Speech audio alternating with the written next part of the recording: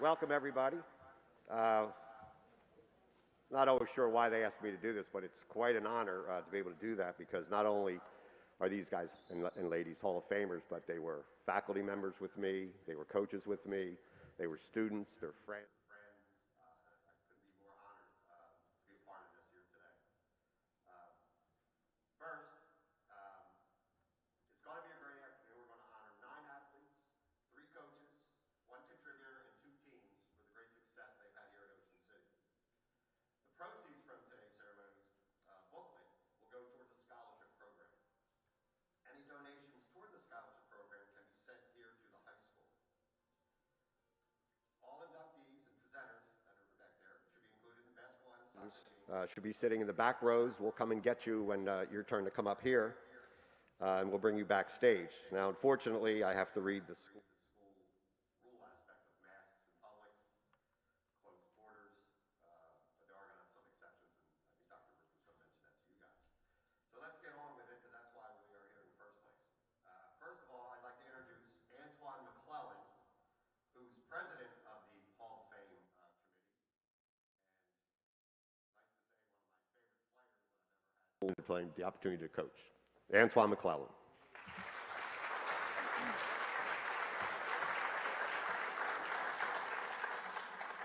Good afternoon, Ocean City.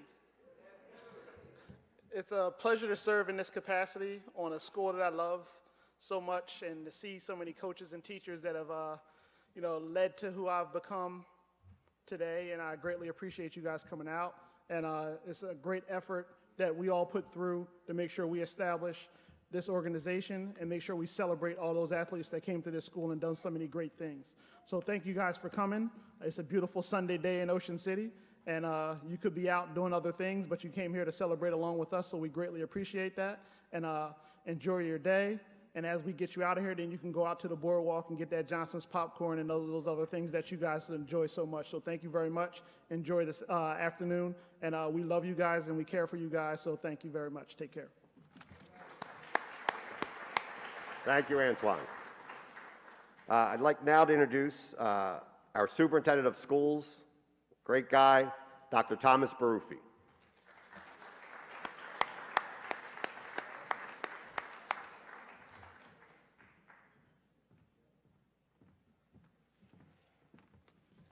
Good afternoon, everybody. Thank you. I guess when you are one of the best high school programs in all of South Jersey, you also have one of the best or one of the most prestigious Hall of Fames in all of South Jersey. That's just a fact. As an outsider who finally found a way to be on the inside, I am extremely proud to be a part of this and to help welcome everybody here today. Craig Mensinger, Bill Moreland, and Bill Nichols are names I've heard over the years, either through my brother's connection or just as a sports fan in South Jersey.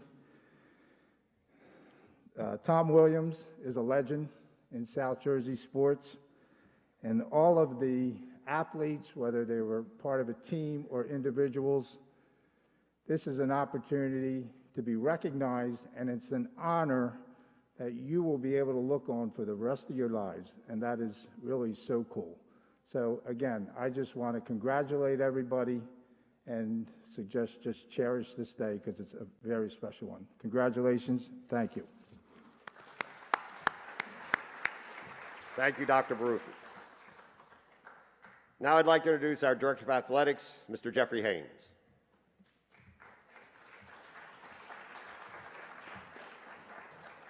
Good afternoon and welcome again. My name is Jeff Haynes. I'm the Athletic Director.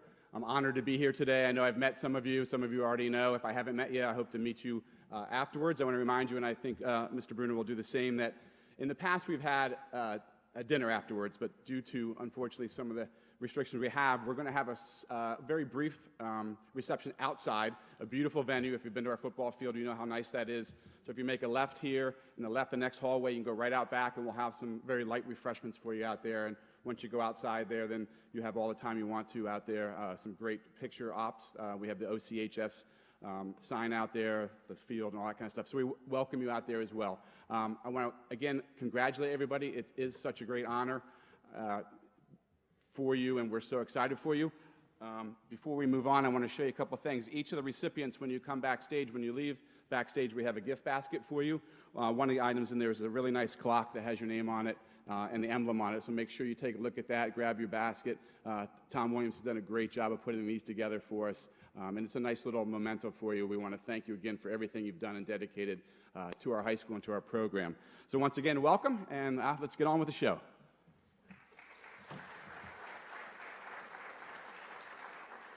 I didn't want you to think I was going to not practice what I was going to preach, but I was told that I'm to tell you that any of the speakers and the inductees, because we are so far away from you, don't have to have the mask on. But I didn't want to say you had to wear your mask if I wasn't wearing one, so I'm telling you that now.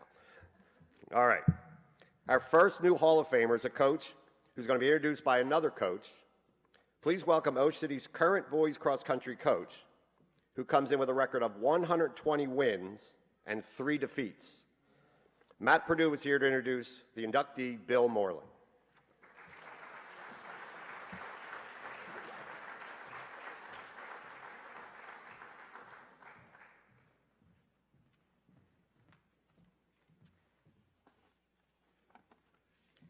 Good afternoon. Thank you, John. It is with great honor to induct Coach Bill Moreland into the Ocean City High School Athletics Hall of Fame.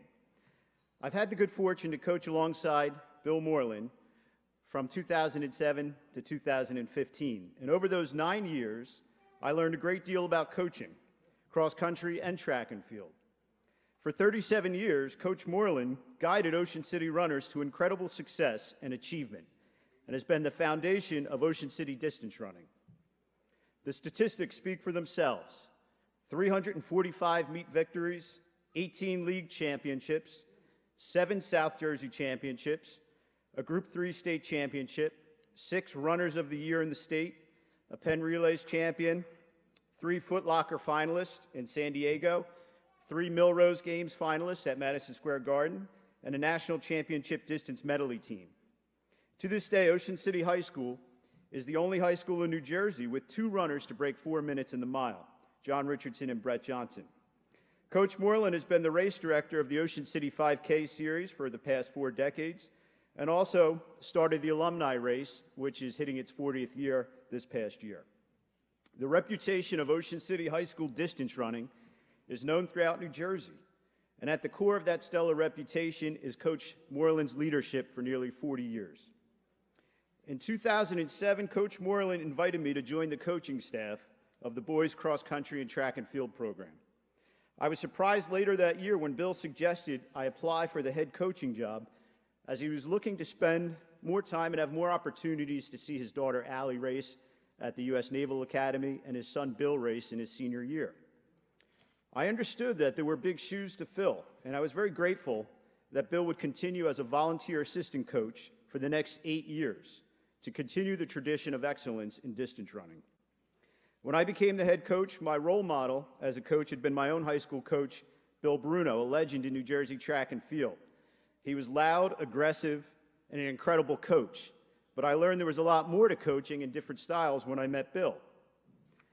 I learned that there's more than just yelling splits at workouts and at meets to runners.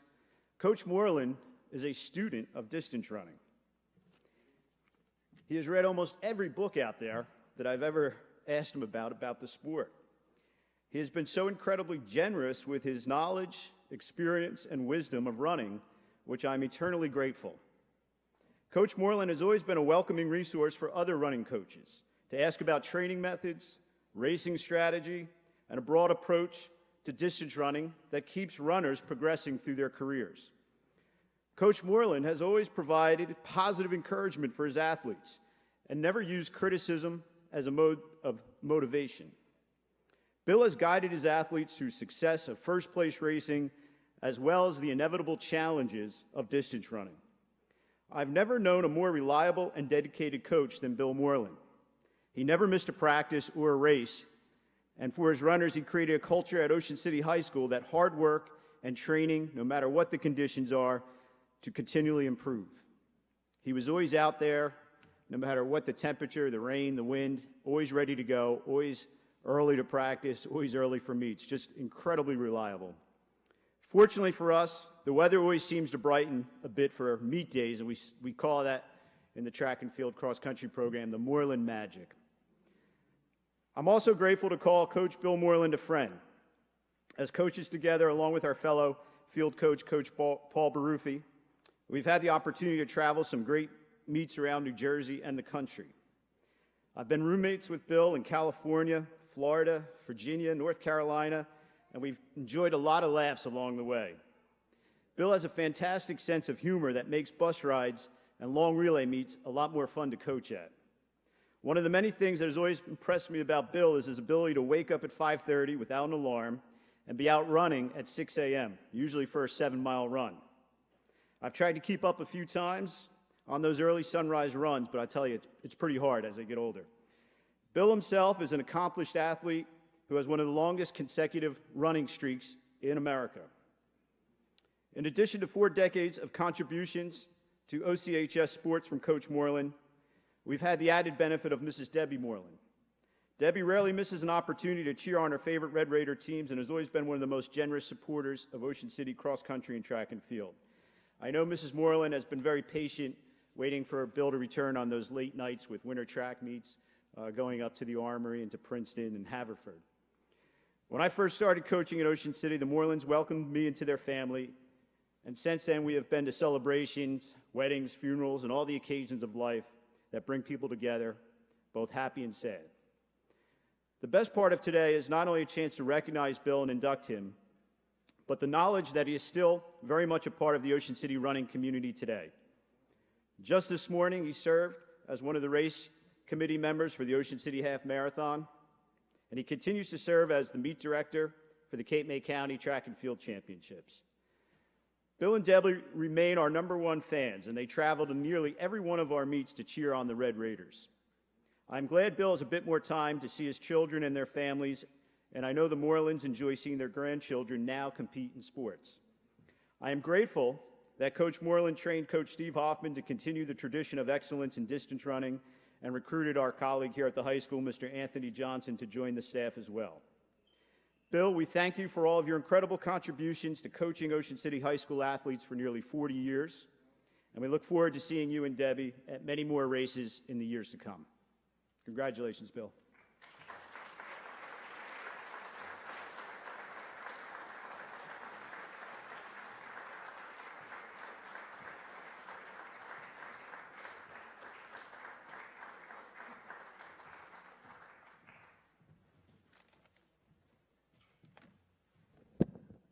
Thank you, Matt.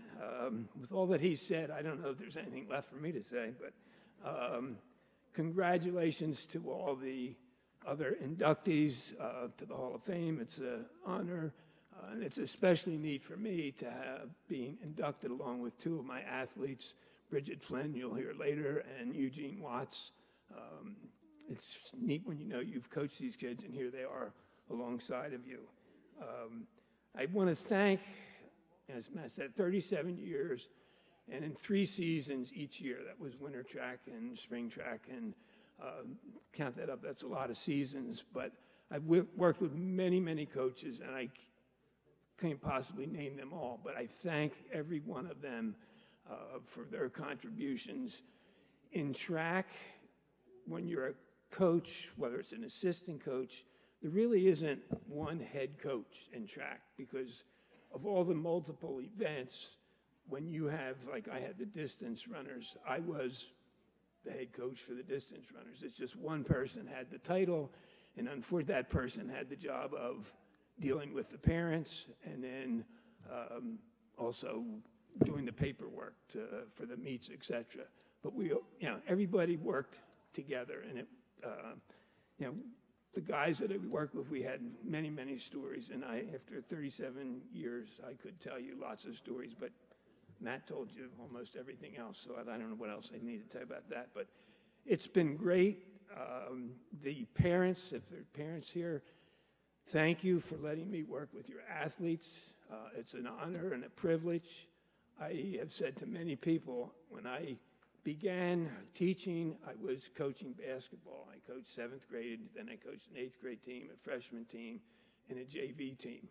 And when I was coaching JV, at the end of that, after 6 years, the parents didn't really like what the head coach was doing and were pushing for me.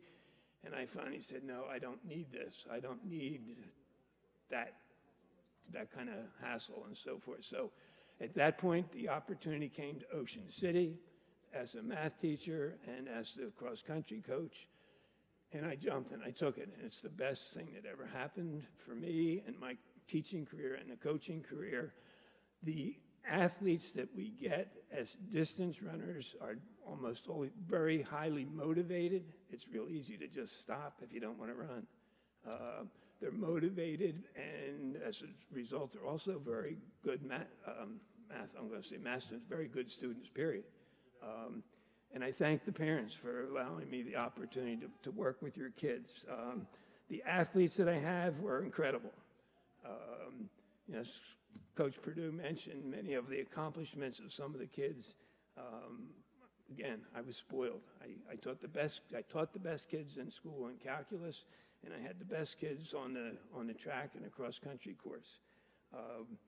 Also, need to thank my family, and other coaches will tell you, there's no way I could have coached for all those years if my family hadn't been supportive. And luckily for me, my children came to Ocean City High School. They competed in track and cross country, so I was always there for their meets. And, you know, unfortunately for them, they saw their father in the classroom, and they saw him on the track, and they saw him at home. But we all survived, and they were all very, very successful. And probably the most important person to thank is my wife. Excuse me. She put up with all this. And it's a lot. You know, if you're a wife or a spouse of a coach, you know what it's like. And to do it for a few years is one thing, but to do it for as long as I did it and all those seasons, it was year-round. We went fall, spring, winter, and in the summer you started getting ready for the cross-country season again. She should probably be in the Hall of Fame for spectators. Imagine being part of a program for 37 years, 3 seasons, and how many meets that means you've attended. And yet, now I've been out since 2012, we're still going to meets. So I thank her for all that she has done. Coach Perdue mentioned all the things that we accomplished as a team, and it's, you know, that's a tribute to the kids that participated. I'm especially proud of the group of girls that won the distance medley national championship.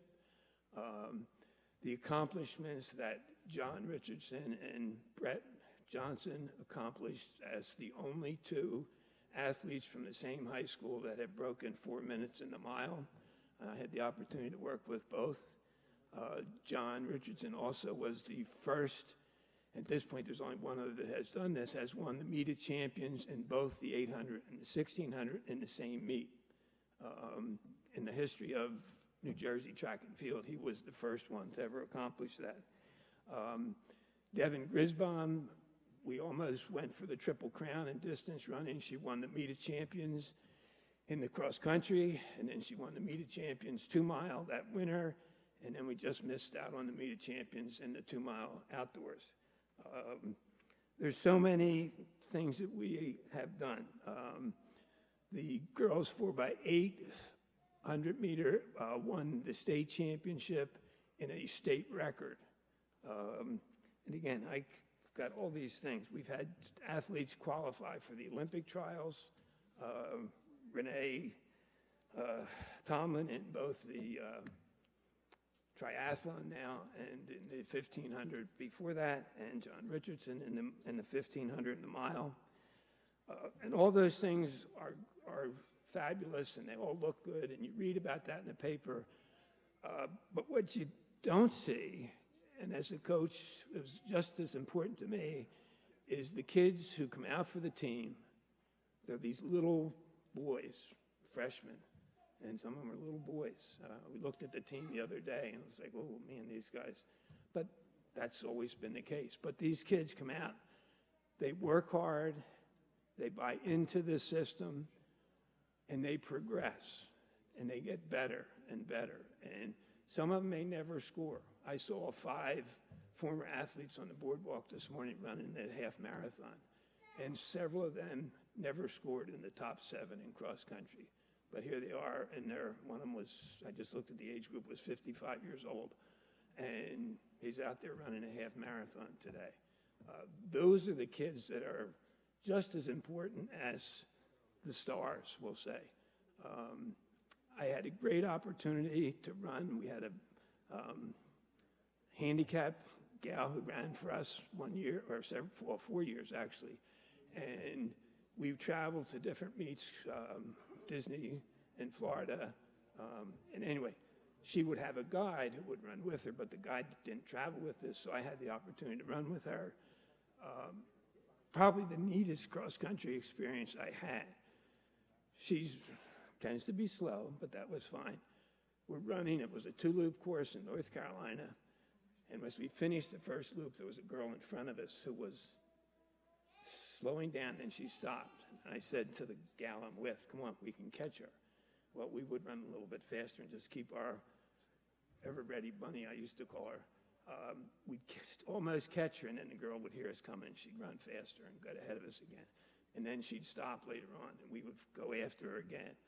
And finally, at the end of this 1.5-mile loop, we come back, and we're getting to the finish, and the girl stops. And I said, this is it, Maureen, it's now or never.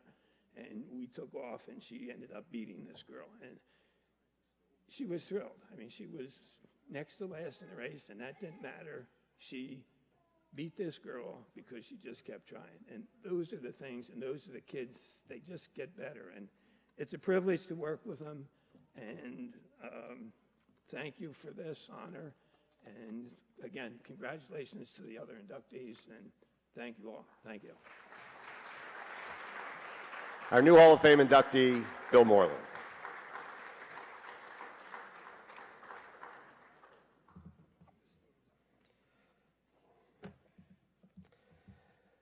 Introducing our next new Hall of Famer is a former multi-sport athlete at Ocean City High School and a distinguished educator, Joe LaRosa. The inductee is Tom Williams.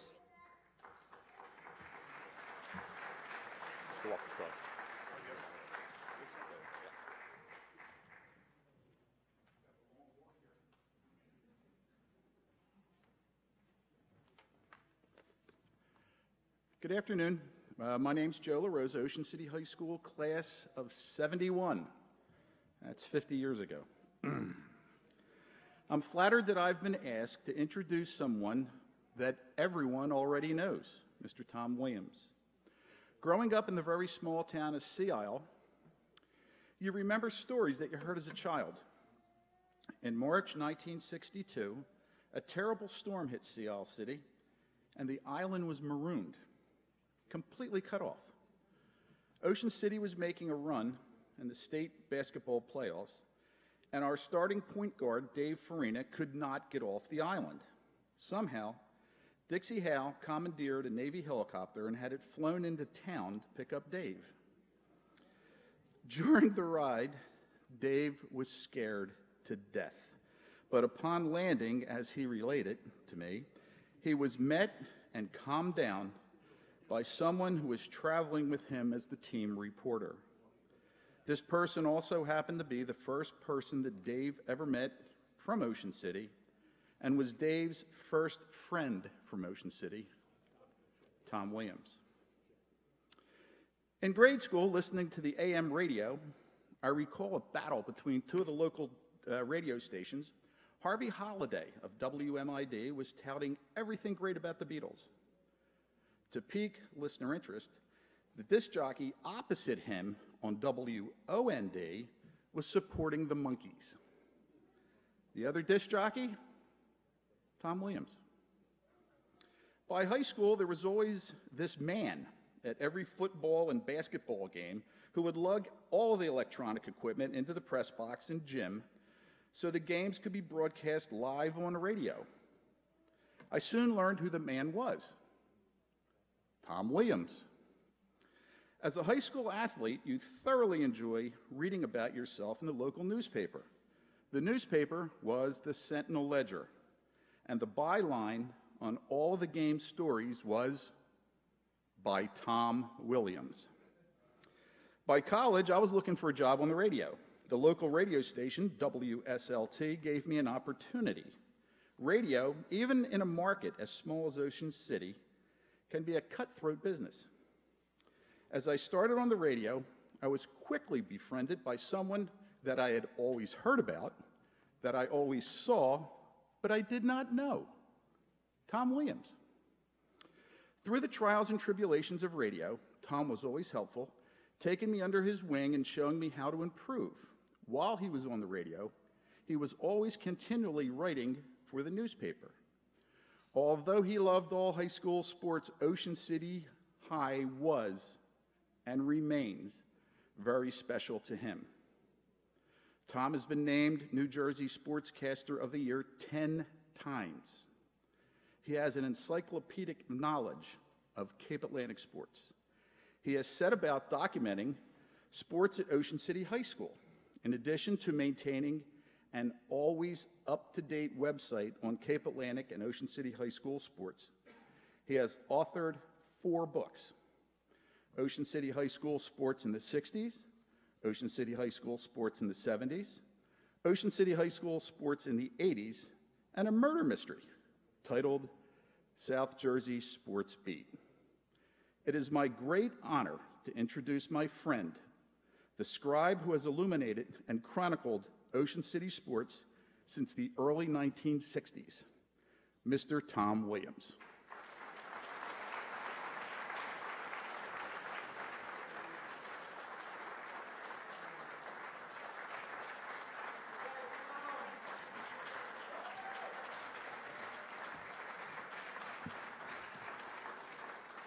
Thank you, Joe. You know, to many of you here, Dixie Howell is the name of a gymnasium, and Fenton Carey the name of a stadium. But when I started covering sports, they were Ocean City's athletic department. Fenton coached football, swimming, and track. Dixie coached basketball and baseball, and he was a football assistant. They were remarkable people to cover. In the years since then, I've had the pleasure of working with many other great coaches: Jack Boyd, Trish Lefevre, Mike Naples, Pat Doherty. There's so many of them. Many of them have been inducted into this Hall of Fame, and dozens of athletes. As a writer, I've been fortunate to work with the likes of Fred Benson, Rick Travers, John Andrus, Ralph Cooper, Vince Michelet, and Brian Kniff. Radio and video streaming, I've been teamed with a group of sports professionals like Jim Schaefer, Bud Rink, Steve Parker, Tony Blum, Mike Gill, George McNally, Joe Fussner, Dean Mikowski, Matt Ulmer, and Bill Shallcross. There have been even more. And my family's been a big part of Ocean City High School. Many cousins came before me, including one who originated and owned the Chatterbox, and another, the Biscayne Hotel. My sister Ginny was an award-winning teacher in the school system for 3 decades.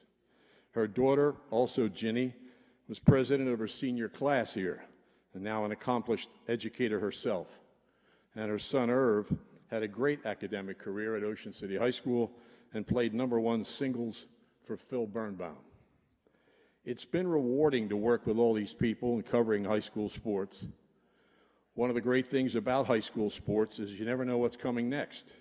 You always have new experiences. For example, a few years ago, I saw the longest touchdown in Ocean City history when Brandon Lashley went 105 yards. Last fall, we covered a football game that was stopped at halftime by COVID-19. A few months ago, against Atlantic City, which averages giving up 40 points a game to the other team in basketball, Gannon Brady scored 38 against them by himself. And in the spring, we all saw first ever championships in baseball and boys lacrosse.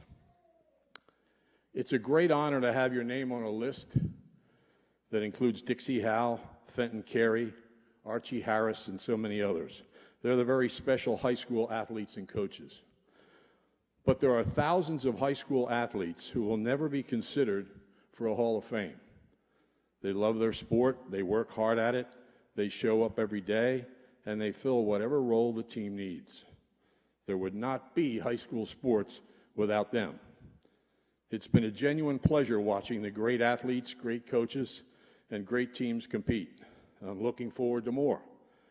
But I'd like to accept this with a salute to the thousands of other athletes whose dedication makes high school sports possible. Thank you. Hall of Fame inductee Tom Williams. I'd be remiss to say, in all the years that I've been here, no one has done more for not only Ocean City High School athletes, Cape Atlantic League athletes, the exposure, the memorability that they can keep from the things he's written about them. I think that we're truly indebted for all that he does for our Ocean City sports. Our next Hall of Famer, to be introduced by a man who has trained many Ocean City athletes. Please welcome Fritz Hastings to the stage, the inductee of Gene Watts. And Walt Dull, your presence is required upstage also. And Bill Moreland. That's how good Gene Watts was. Gene Watts was that good. Actually, I was going to open with Gomer Watts was that good, because Gomer was the name that he was introduced to me by when he was a skinny 12-year-old that snuck into the training facility that a lot of Ocean City mainland Holy Spirit athletes trained with me. And I asked him to leave because 12, little too young to be involved with all those big guys in the gym. I looked around, a minute later, back in the gym. Asked him to leave, back in the gym. The last time I went out to take care of spotting Mark Implazio, soon to be an athlete and coach at Ocean City, when I walked back in, the skinny 12-year-old had unracked 275 pounds off the squat rack. I thought he was going to die.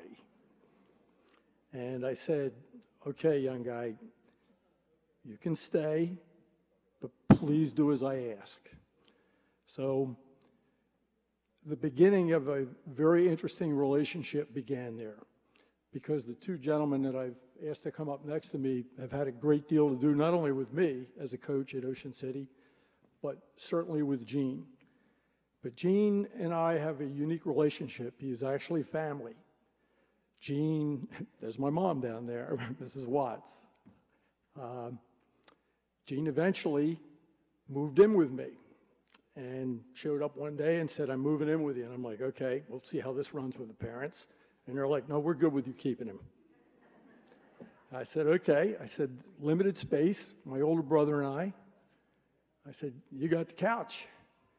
But he had to share the couch with my 140-pound bull mastiff. And the bull mastiff eventually won. And we shipped him off to my younger brother, who we lived with, I think, his entire senior year. And when the three of us were in the room, the only adult in the room was actually my younger brother, Ned, because I certainly didn't qualify how I took care of Gene. But Gene then, senior year, crashed my brother's truck at senior prom night. And that's the second time I was almost scared to death with him, especially since I taught him to drive. But then you have to understand I didn't get my own license till I was 26, so his judgment was not good. The third time that Gene nearly died in my presence was at an event that most people don't know of his great success. I was at ringside as he marched through the tiers to the Golden Gloves Championship, which he won as a middleweight. And he got knocked out. He's dancing around, looking like Muhammad Ali with his hands down in his pockets. And this little Irish kid tags him. Down he goes. And I jumped up and I'm like, they've killed Gene.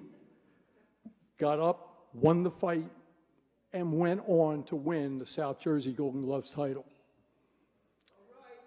He then moved on. I hired him at the Flanders Hotel where I was an assistant manager. And as time went on, our lives became even more intertwined. Even when he moved to Texas, this man would hold his phone up at his children's games so that I could watch them via live stream. We are family. And I am so happy, Gene. I see you in the back. Thank you for entering into my life. I thank your family for allowing me that responsibility. I would now like to have an outstanding administrator, a fine principal, and an incredible coach come to speak of some of Gene's other track and field and basketball accomplishments. Walt Dahl. Thank you, sir. Thank you very much. Hello. Congratulations to all the new members, especially Bill Moreland, who I was lucky enough to work with for 10 years. We worked, in 1987, we won the South Jersey Group Championship. So it seemed like everything he touched, he won. But you heard some people talk about him. Now, you know when you start to run or you lift weights and you want to do it in repetition, would you think he has now run, you ready for this, 40 years in a row? He's never missed a day in 40 years. Come on, who does that?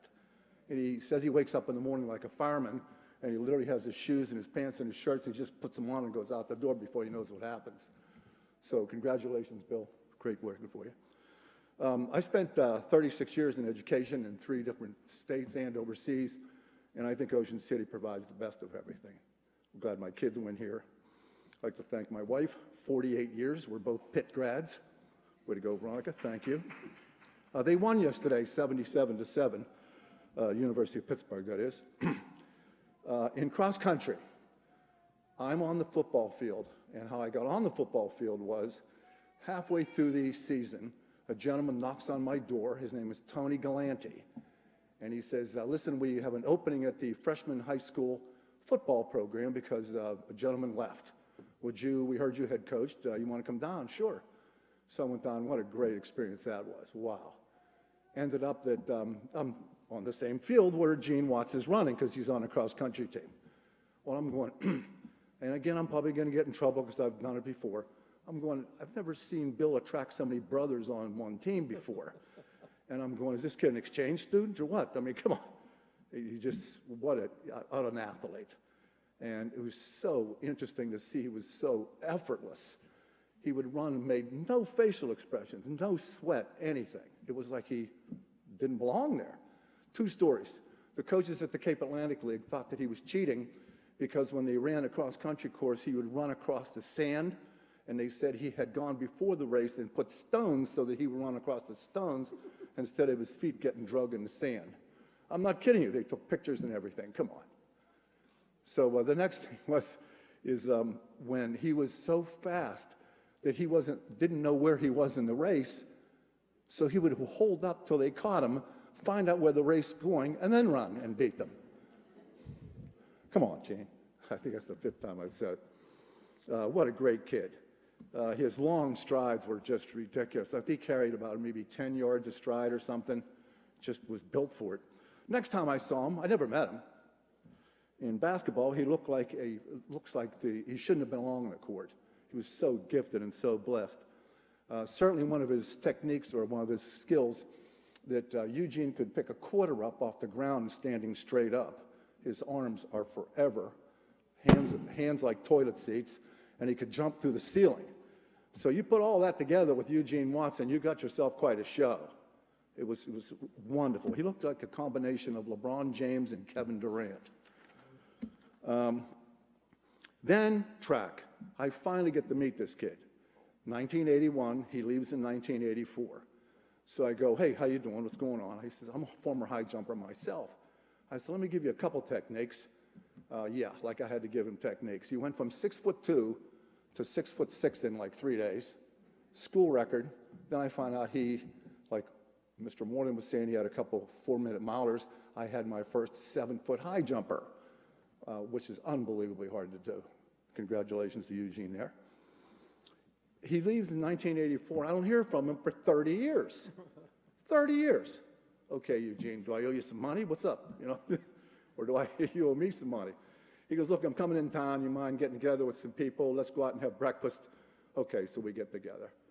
So they take a picture of me, and I have the picture. I certainly won't share it with you. Take a Degenhart, Coleman, Moreland, and Dull. We look our age. And Eugene is behind us holding his arms up. He covers all of us with his arms. And the only thing is that all of us, we're about 75 years old, each of us now. And we all look like it, like I said. But we look more like World War II veterans, to be honest with you. It certainly dates ourselves. So again, I couldn't be any more privileged and honored to have this kid. He's blessed. He has a work ethic like you wouldn't believe, competitive drive, a great kid, a family man. I'm proud to introduce him. Thank you.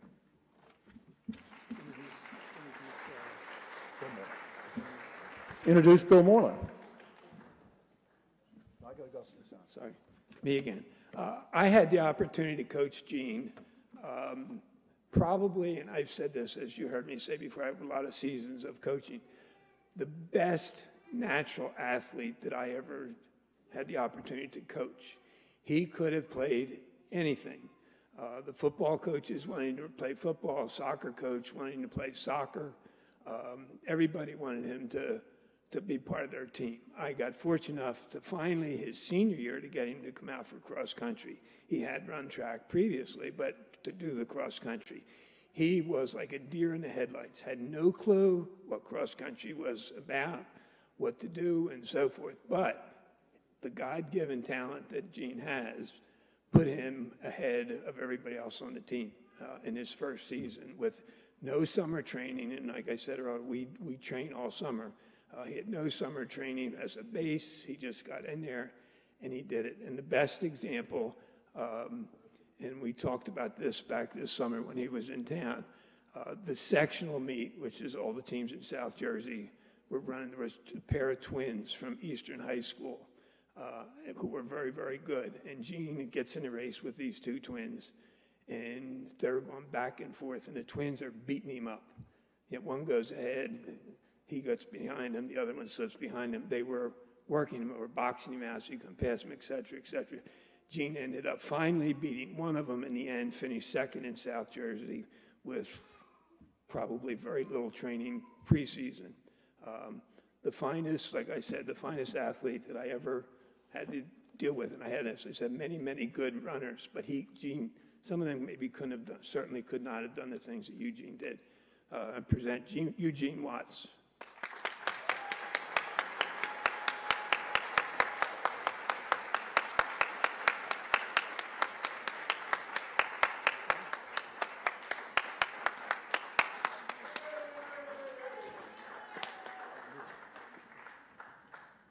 Well, I had this long speech, but I got Coach Galani in the back telling me, hey, man, it's 3 dudes to introduce you, so I'm going to shorten it up. I first want to say, give all praise and glory to God for the ability that I was blessed with, but more importantly, for the people whose shoulders he allowed me to stand on. Fritz Hastings, my brother Ned Hastings,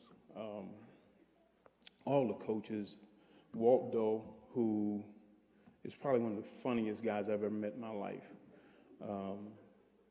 We'd have a lot of intense practices, and out of nowhere, Coach would say something just as goofy as I don't know what, and then we'd all look at him and just start bust out laughing. Coach, Degenhart, there's so many great people that allow me to stand on the shoulders and become the man that I've become the athlete that I was at that time.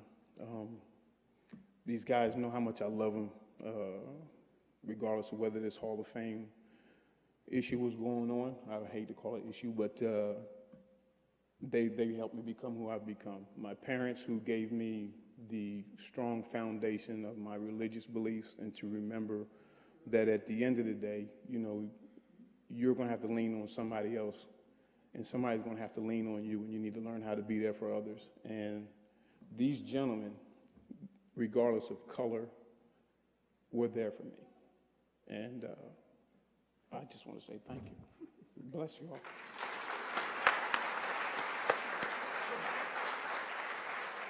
Hall of Fame inductee Gene Watts. As we recognize great Ocean City High School coaches and athletes of the past, we know there are a few current coaches here with us today. We'd like all of the Ocean City High School coaches please stand and be recognized.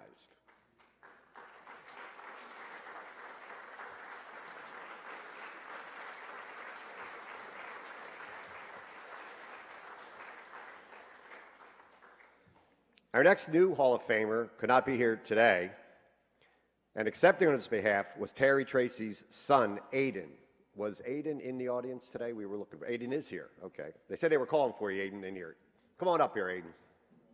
Here's Aiden Tracy, 2019 Ocean City High School graduate.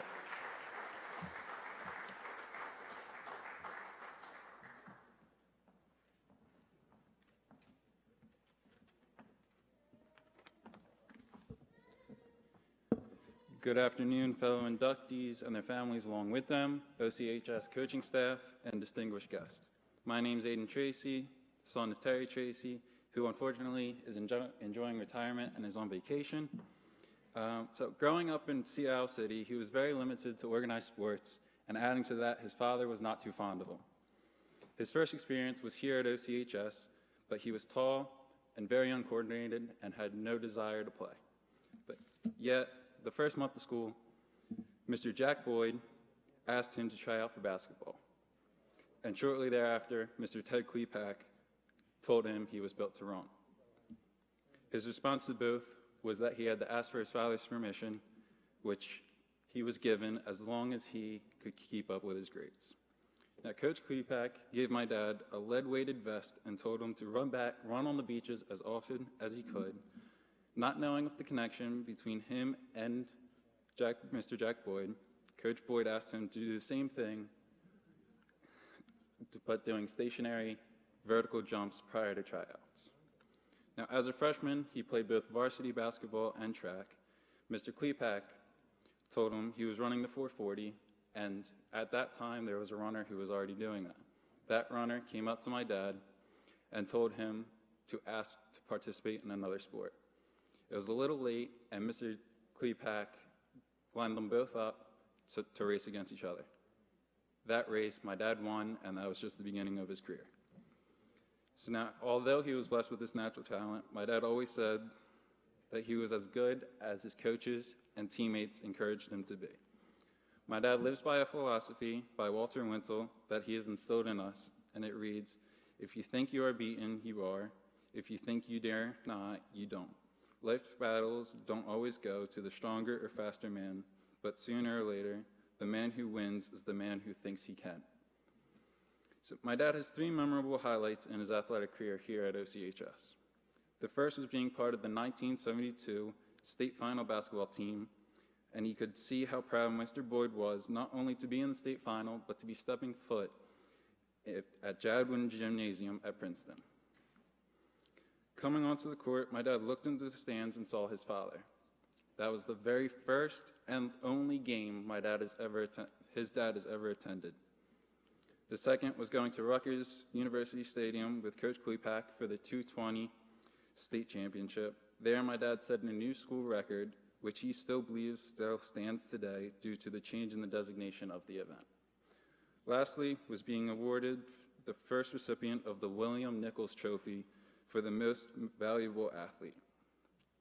My father is humbled by your recognition and induction, and he is truly appreciative to all of his coaches and teammates.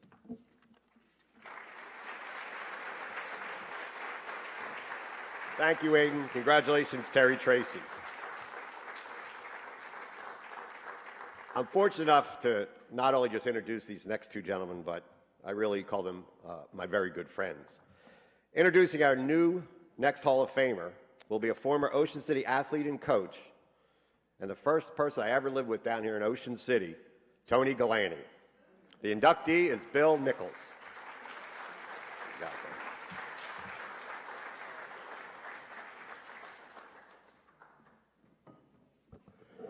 One thing I can promise is that I'll be short. to understand Bill Nichols' accomplishments, I have to set the stage just a little bit.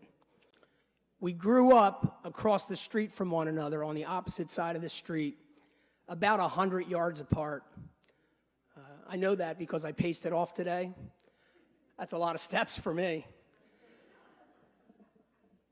And we grew up a half a block from the North Street playground, and our whole lives revolved around games, basketball, football, and baseball. They said that soccer was the most popular sport in the world, but we just thought that was a rumor. We didn't even know what soccer was. La Crosse was a city in Wisconsin, and we didn't know much of anything else. And in 1971, I had just completed a really fun freshman football year, and I came home and told my dad, pretty good athlete himself, that I had signed up for basketball. And he said, "Sit down, son." I said, "I am sitting down, Dad." It's hard for people to tell sometimes whether I'm standing or sitting. Anyway, he said, "You need to go out for wrestling." I said, "Wrestling?" The only wrestling I knew was on the UHF channel, which you young people can't even appreciate. You had to take the little round antenna and turn the dial to 29 and try to find a fuzzy image of guys in tights hanging onto ropes and beating each other. And I thought, that's what I'm going to do that. I'm not going to play basketball. Well, I went out for wrestling. And it gets worse. I'll fast forward to the first ever Ocean City varsity wrestling match. I was a freshman. I was wrestling JV. The uniforms didn't arrive. I was wearing shorts and an Italian white T-shirt.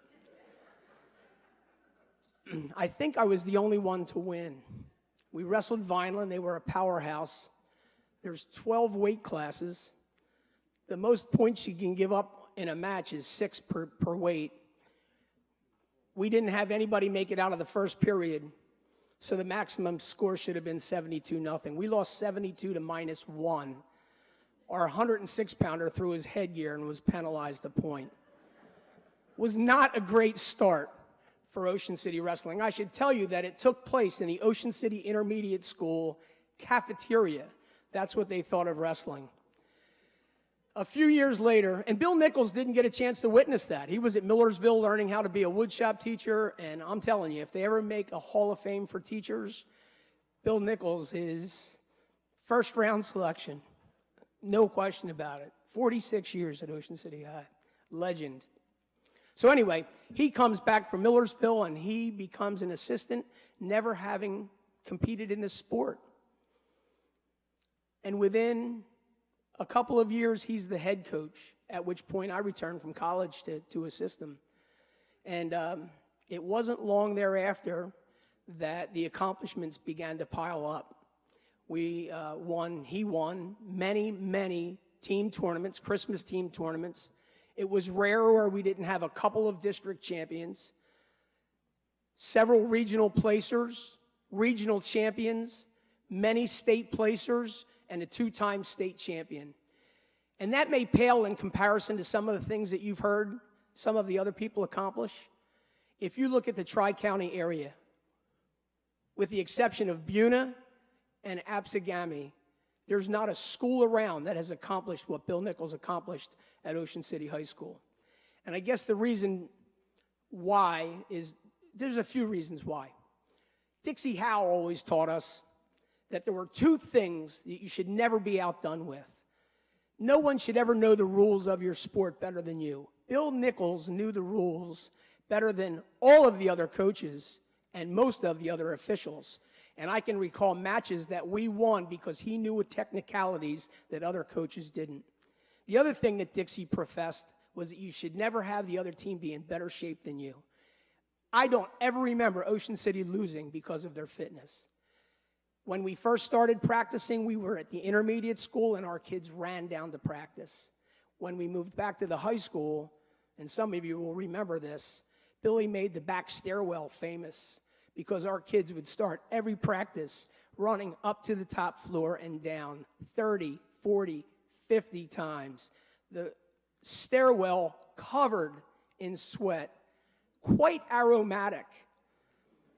The other students hated it. The teachers hated it. Our principal hated it. the wrestlers loved it, even when they were carrying another wrestler up and down the stairs on their back. Billy Nichols took over that program and brought it to state prominence. He was a well-respected coach around the entire state. He had our teams in shape. He knew the rules.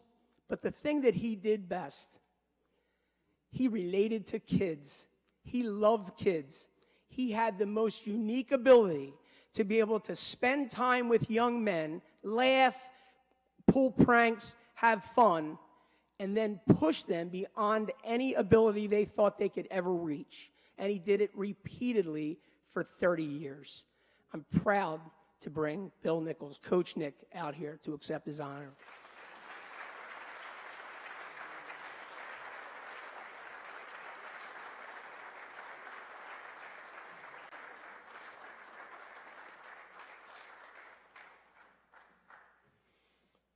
Wow. So a couple of weeks ago, I was on the first tee at Twisted Dunes with 16 guys that we play every Wednesday afternoon, and Mr. Bruno, our MC tonight, approached me with his hand out, and I'm looking at him, and he says, "Congratulations." I said, "Congratulations for what?" He said, "You were nominated and voted to be a Hall of Fame candidate, to be a Hall of Famer." And you know, John, there's no such thing as a 30-second conversation with John Bruno.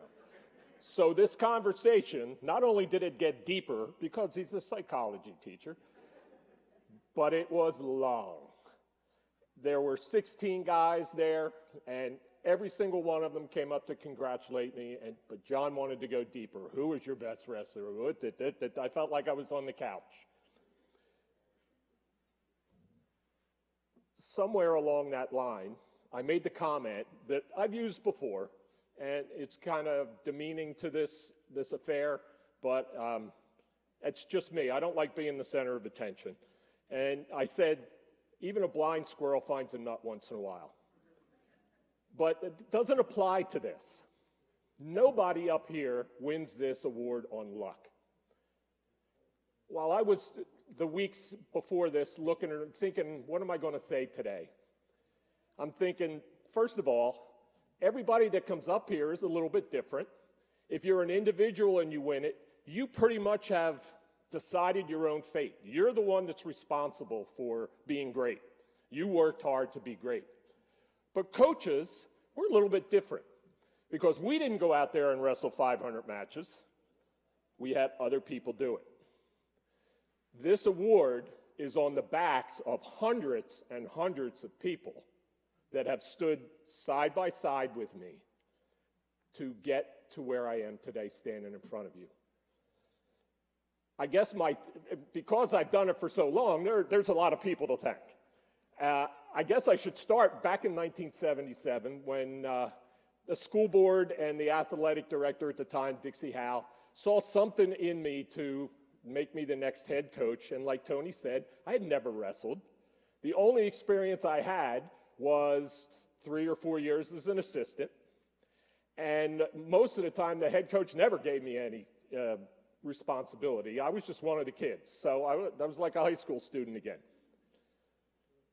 Once I took the mantle of being head coach, I found out how young and stupid I was. There were many things in my life that I had to start doing, being responsible for a team.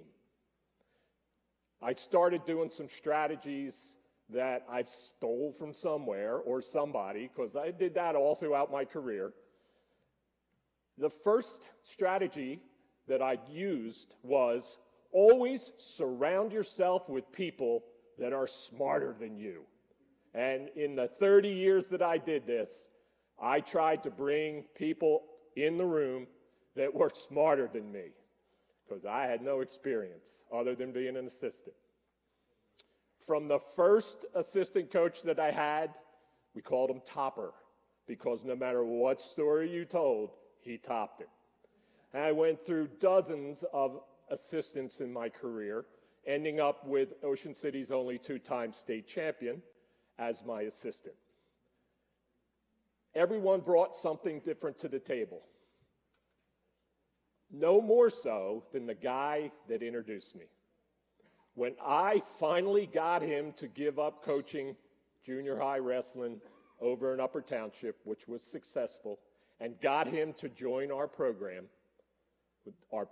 took off. Here's my favorite Tony Galante story. We used to practice in room 9, classroom, small. We only got 2 sections of the mat in it. One day at practice, crowded, hot, walls are sweating. There's a voice in the back. Tony Galante. He's arguing, he's debating with the head coach. Never stopped, it kept going. Finally, the head coach had enough. He said, "Tony, please leave the room." That set Tony's hot Italian blood rolling, and he debated with the head coach all the way out the door. We wrestled in room 9. He wasn't done debating with the head coach. He went out, he slammed the door, and again, he wasn't done debating. The problem was the window was at the top of the door. And because Tony was short, this is what we got for quite a few minutes. That's the kind of fire that Tony brought to our program. And from that point on, we were half decent. The other thing that, as Tony alluded to, I made a vow that we will never be out-coached, we will never be out-rule-booked, we would never be out-moved, that I would spend my 30 years learning all that I could about this sport. If I made a mistake early in my career, it was falling in love with this sport, because I like basketball, I like football, I like golf. I played them, didn't wrestle.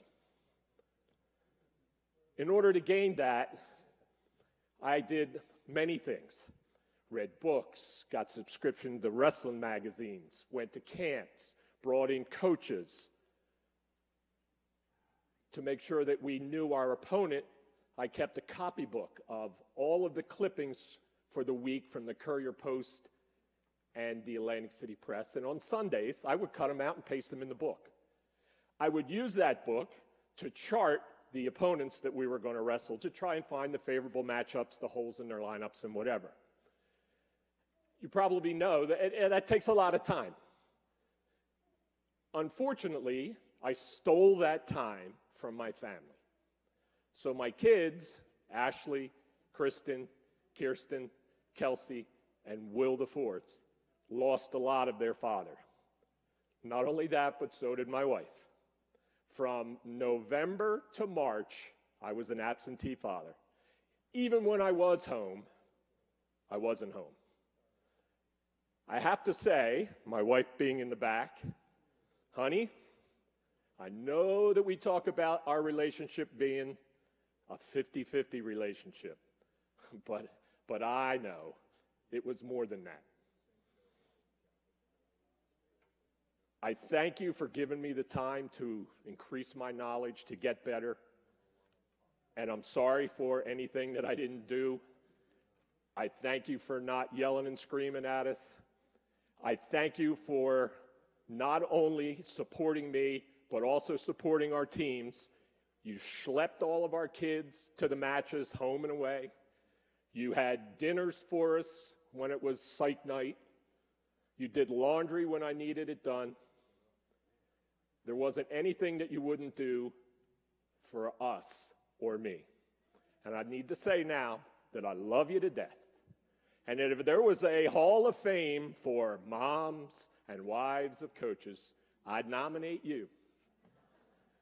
Remember that saying about always put the smartest person next to you, always surround yourself with the smartest person.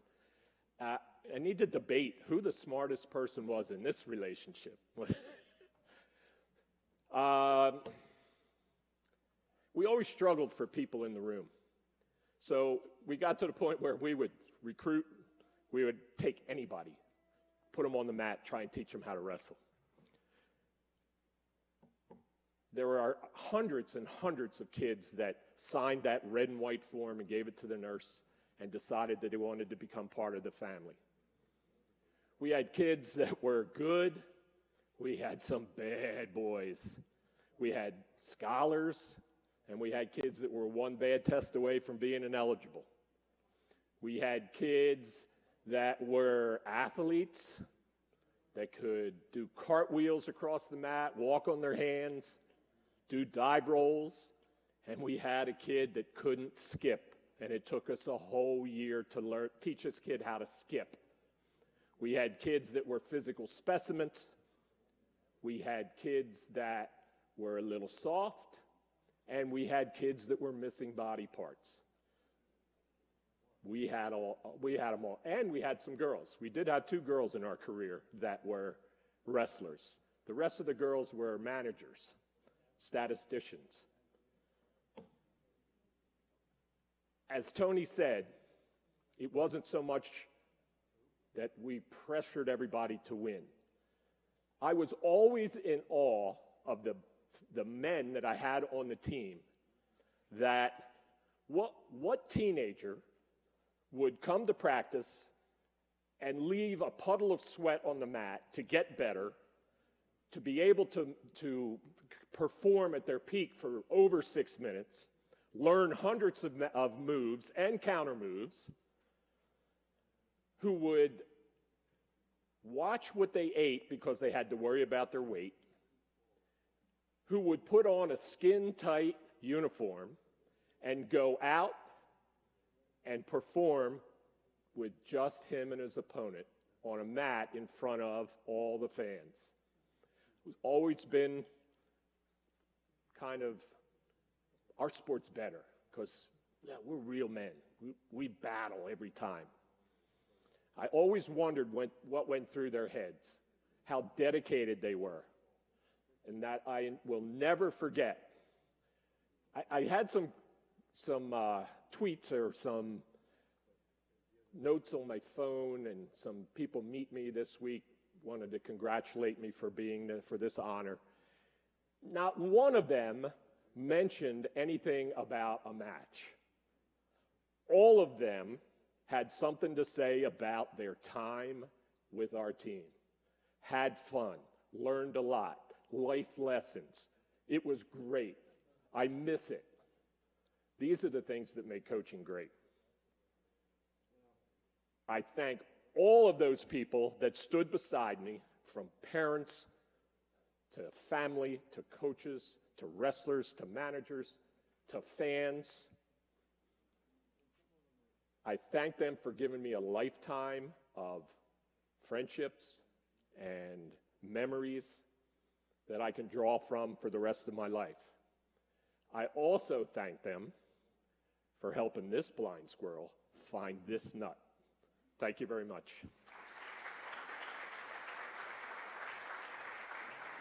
Hall of Fame inductee Bill Nichols, who tends to make gross exaggerations.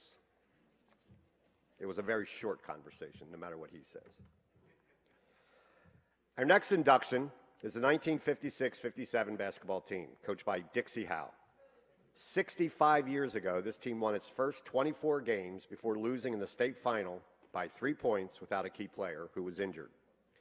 Tom Adams, Wayne Hudson, and Mike Fadden all averaged in double figures, with great support from Larry Harrison, Charlie Bowman, Mike Verano, and others. They defeated 11 teams by 40 or more points during the season. So much for that hold the ball they say Dixie used to do. Please join us in a moment of silence for team members Tom Adams and Dave Coe.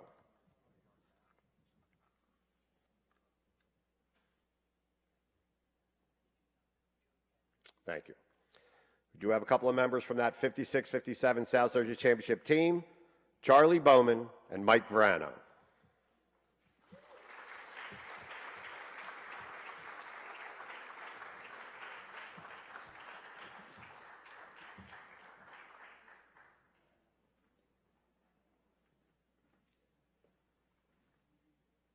Okay, Charlie? Yeah.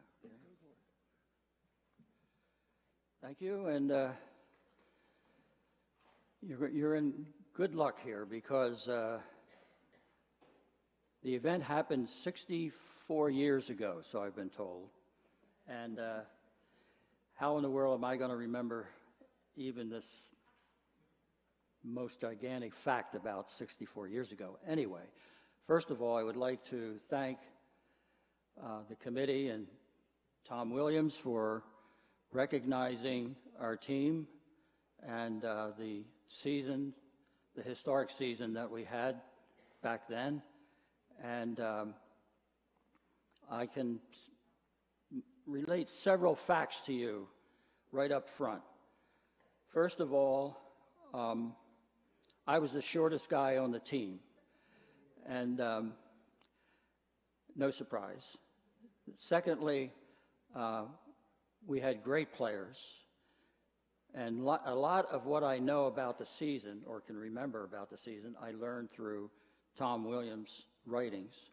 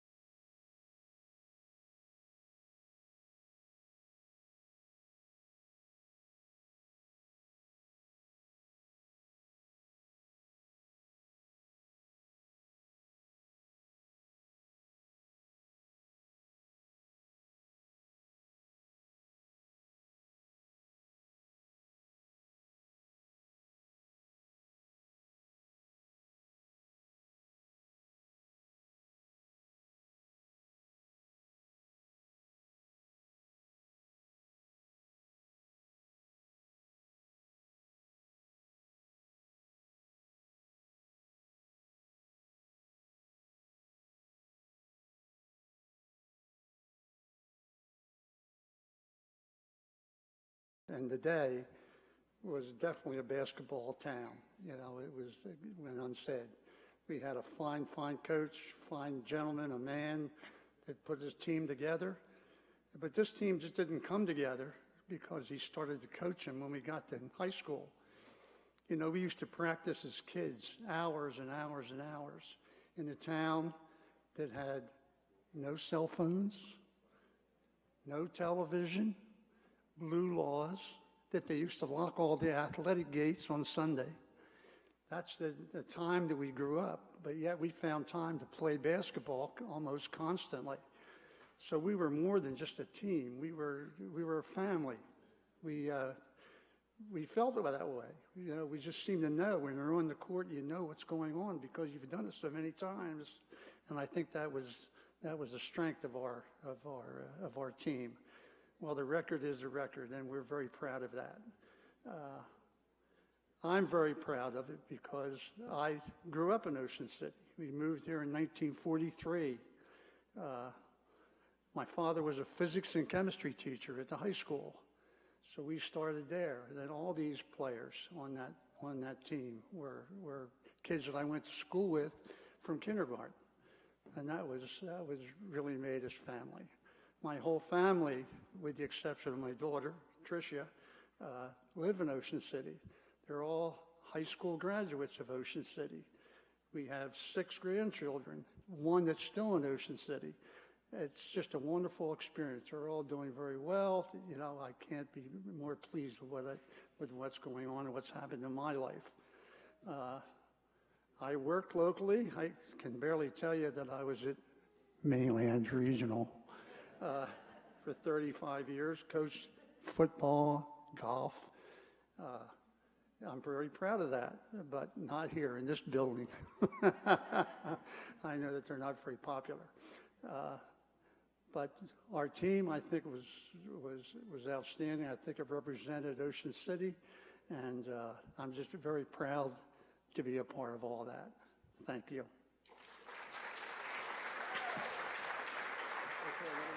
You go out that way and come around. Just go out that way and then come back through the stage this way. Right through there. Right through there.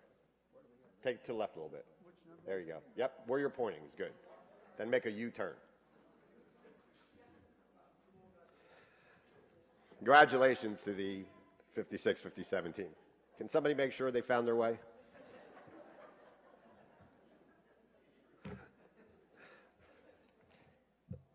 Here to remember our next new Hall of Famer will be a former Ocean City coach and a Hall of Famer herself. Please welcome Pat Doherty for Hall of Fame inductee Jeff Michener. You're all welcome.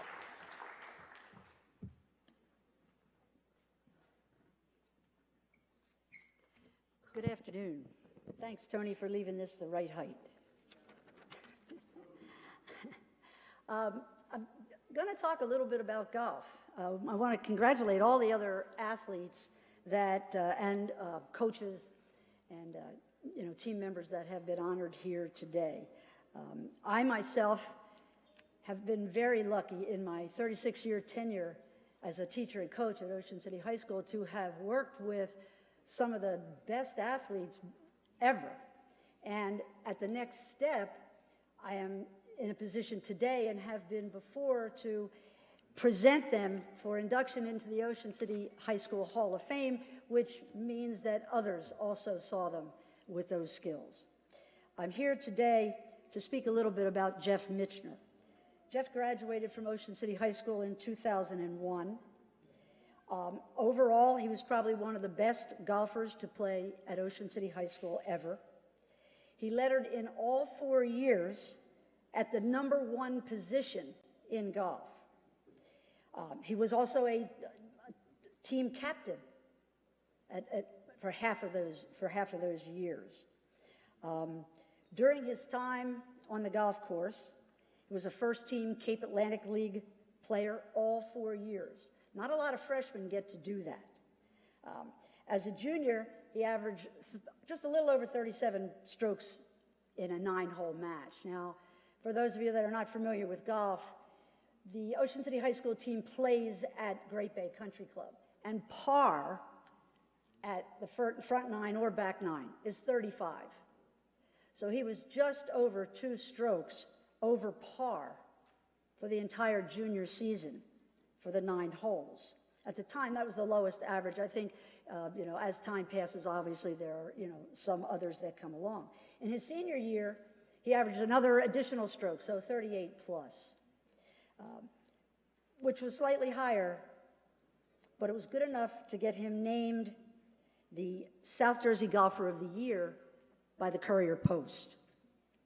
In that senior year, he finished first in the Cape Atlantic League tournament. He finished first in the NJSIAA South Central Group 3 tournament, and he finished among the top 3 in the overall state tournament that year. He was a first-team All-South Jersey selection in both 2000 and 2001.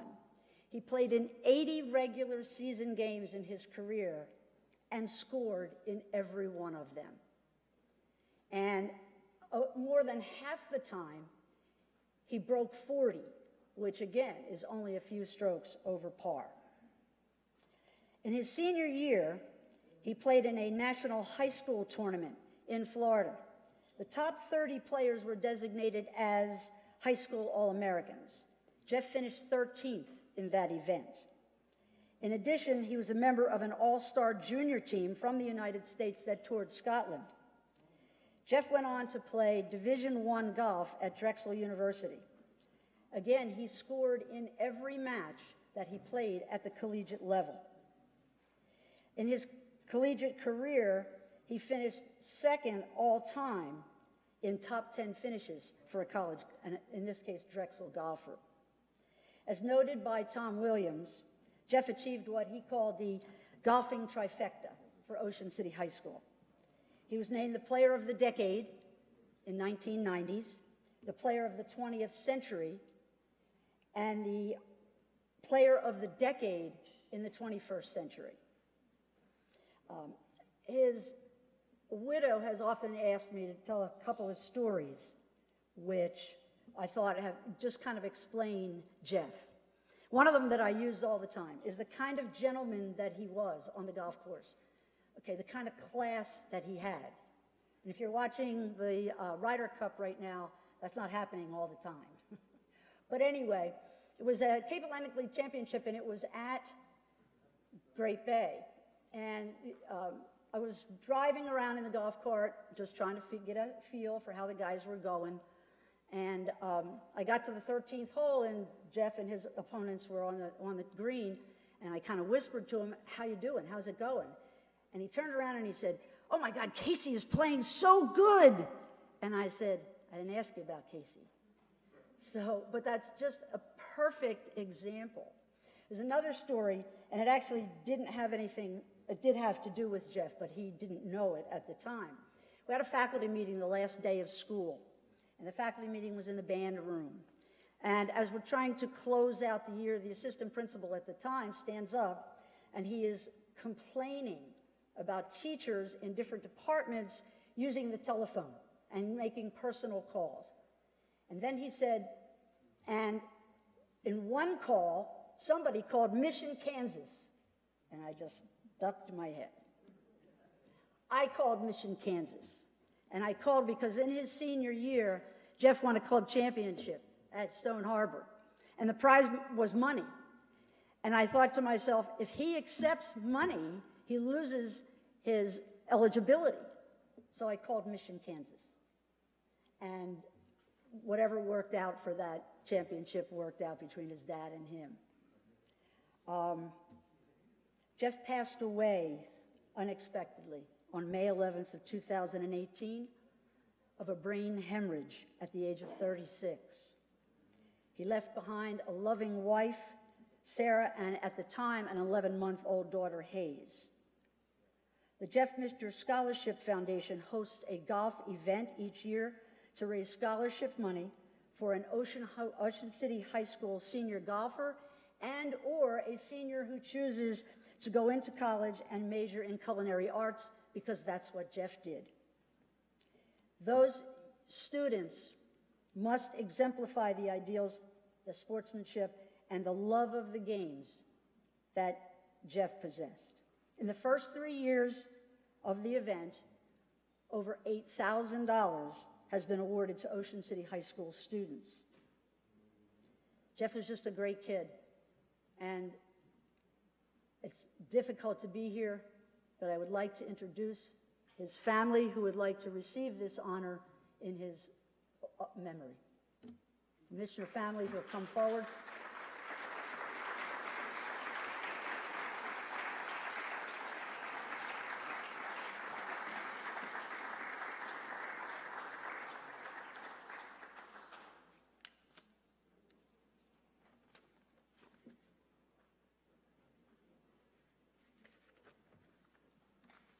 all the way up.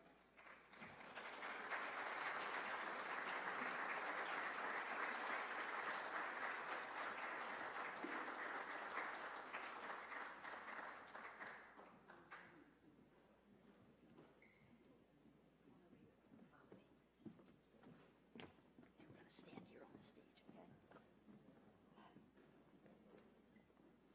Say hello to everybody.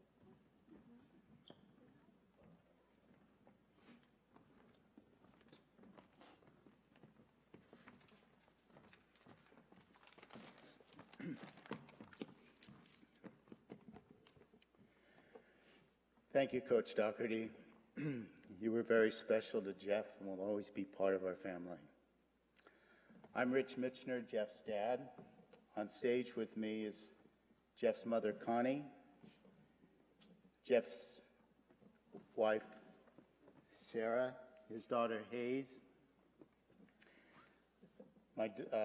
Jeff's sister, Jennifer, her spouse, Jennifer, and their son, Samuel.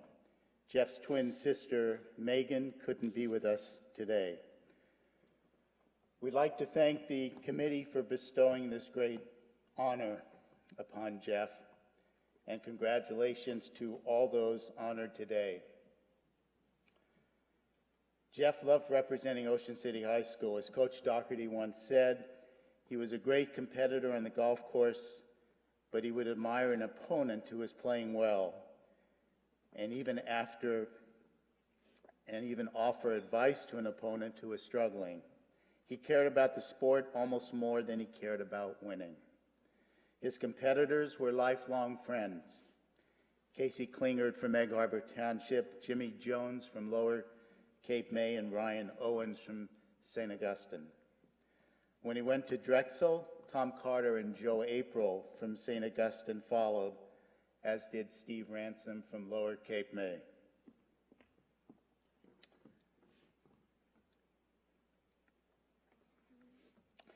There are some who bring a light so great to the world that even after they are gone, the light still remains. His smile and humor that touched so many will never be forgotten. When I was playing golf regularly, I would walk on a golf course and not be called Rich Mitchner or Dr. Mitchner, but I was always called Jeff. That's Jeff Mitchner's dad. What an honor. Thank you all. You can go back this way and around or back down the stairs. Go back this way. Congratulations, inductee Jeff Mitchner. I had the opportunity to teach Jeff. He was a great kid. Really, really was a good kid. It's a big loss for us.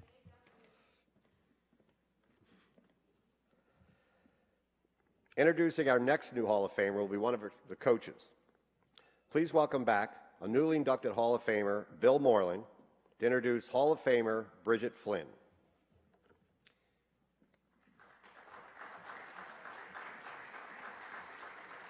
And while Bill walks across the stage, I had Bridget in class, heard her say 3 words all year long. I can't wait for today to see her speak for the first time. To add on to what John just said, I had people when Bridget was with us in the track and cross country say to me, I've known not to have a whole lot of things to say myself, that, is she your daughter? She talks about as much as you do, and she gets about as excited as you do. But her actions speak much, much louder than her words. Bridget, we had the pleasure, she came to Ocean City in her junior year, had transferred as a school choice student from Holy Spirit, and certainly was a very, very welcome addition to our program. Bridget, to give you a few of her highlights here, she was All Cape Atlantic 4 years, which is really unusual, in both cross country and track. Unfortunately, there is no CAL in the wintertime, so otherwise there would have been 4 years of that as well. She was all South Jersey in 11th and 12th grade in both cross country and track. In cross country, she was our county champ, 11th and 12th grade. She couldn't be 4 years there because she came from Allegheny County into Cape May County. She won the Disney cross country championship. She was the South Jersey championship. That was in cross country. In track, she was the Cape May County championship in both the 800 and the 1600 all 4 years, which again is pretty incredible when a freshman can win both of those races and then continue that for 4 years. One little story along with that, in the championship meet at Egg Harbor Township, Bridget wins the 1600. The very next race is the boys 1600. And this was recorded and on the TV, whatever. In the boys 1600, the guy from Ocean City who was winning that comes running down the track, and the announcer makes, "Here comes Bridget Flynn's prom date." And from that point on, while they did, he was called prom date. Never boyfriend, he was prom date. She was a state championship, South Jersey championship in the 800 and the 1600. Woodbury Relay's most valuable runner. In high school here, as a senior, they had the senior athlete of the year. She was the senior athlete in her graduation year. She was the Shoppy, which is picked from all the local schools, Shoppy Athlete of the Year, her senior year. She holds, and I was trying to count all the school records, and I don't have them all in front of me to pick them, but she holds multiple school records. She was part of the state championship 4x800 team that set a meet record and won the state championship. Indoors, I know she holds the 800, the 1600, the mile record, and multiple relay records. Then Bridget graduated and headed up to Dartmouth. And I have a friend who is a professor at Dartmouth and runs with the team and is part of the program up there, and a professor in, I guess it's government and political science. And of course, we sent Bridget up there, and she ended up having this friend of mine for a class. And as I said before, he said, how's Bridget? Of course, she's a fabulous student.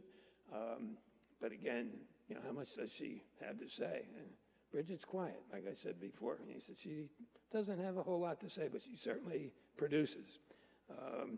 At Dartmouth, she is in the top 3 all-time in the 1,000 meters on the track, the top 5 on the 4x800 relay team at Dartmouth. She was the Boston Invitational champion in the 1,000 meters, Dartmouth Invitation cross-country champion, New England runner-up in the 1,500 meters. She qualified for the NCAA Division I championships 2 years. She won 12 varsity letters at Dartmouth. An Ivy League championship finalist in the 8 and the 1,500, her junior and senior years.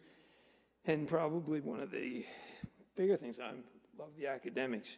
She was an academic All-American as both a junior and a senior at Dartmouth. And the academic All-American is a combination of qualifying for the NCAA finals and having a grade point average of, I forget what it is, 3.5 or so. I was asking her dad, did she graduate with a 4.0? And I embarrassed her in the back. Did you? And she said, don't mention anything like that. But she said, no, it wasn't 4.0. But it was real close. Anyway, Bridget Flynn.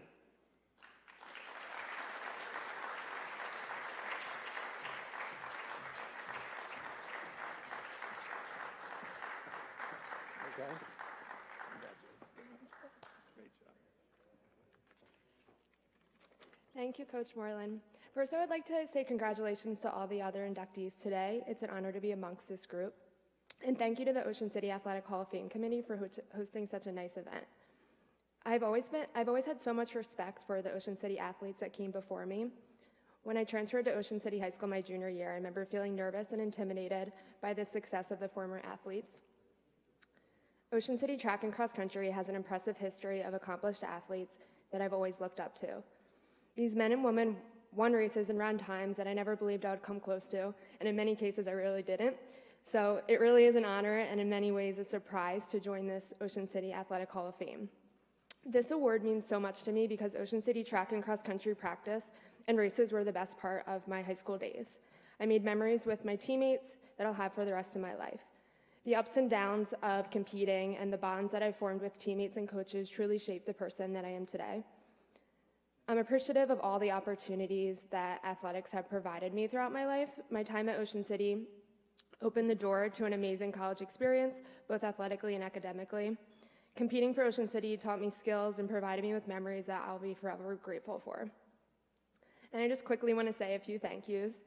First, I would like to thank my coaches, and I had quite a few coaches throughout my high school career, and each one had a unique impact and experience on my growth as an athlete and a person.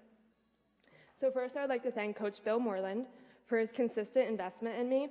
Whether or not he was my coach on paper from season to season or year to year, he consistently checked in with me and made sure I was on the right track to achieve my goals and at times set my goals higher. His consistent investment in me allowed me to trust his advice and expectations, which is the most important thing you could ask for in a coach in this sport. He was always a really calming and matter-of-fact presence leading up to a race, which is something that resonated with me and put me in the right headspace before competing. And throughout my time of knowing Coach Moreland, it became increasingly clear that he valued his athletes as people first.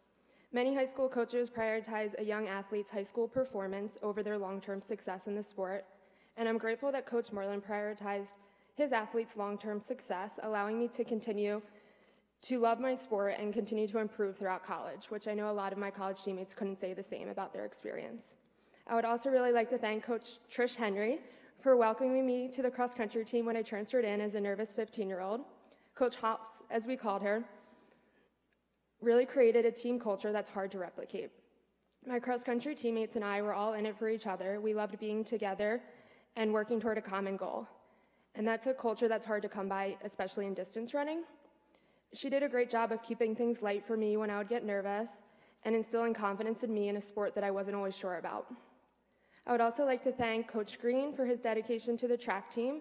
He was always an enthusiastic cheerer and offered his unique insights that I carried with me throughout my running career. He motivated our team and dedicated countless hours to the Ocean City track program. And I would also like to thank Steve Hoffman for volunteering his time and making me feel welcome when I would participate in some of the boys' team workouts. And lastly, I would like to thank my parents for being so incredibly invested in me, yet always keeping things light and humorous. I remember entering my high school my freshman year. I had never run a track race before, but somehow my dad was pretty confident that I was supposed to win every race and offered what he considered genius pre-race advice. He pulled me aside right before my race and said, "I know how you win this race. Just get out front, stay out in front, and then once you're there, just don't let anyone pass you." Anyone that knows distance running knows that this is pretty comical advice. He continued to offer this advice for the next 8 years of running throughout high school and college. But it was just that type of blind and simple confidence that my parents had in me that I'll always remember about my parents supporting me. They would drop what they were doing and bike alongside any summer or weekend run that I would invite them on. And my parents and my little brother Michael would travel across the country for hours, at times just to watch me run a race that lasted 2 minutes. High school sports definitely brought me closer to my parents, and it's something that I'll always be grateful for. So thank you to Ocean City Athletics for providing me with such a great experience throughout high school and putting on such a nice event today. Ocean City is a great place to be a high school athlete, and I'm honored to be included in this group of impressive athletes. Thank you.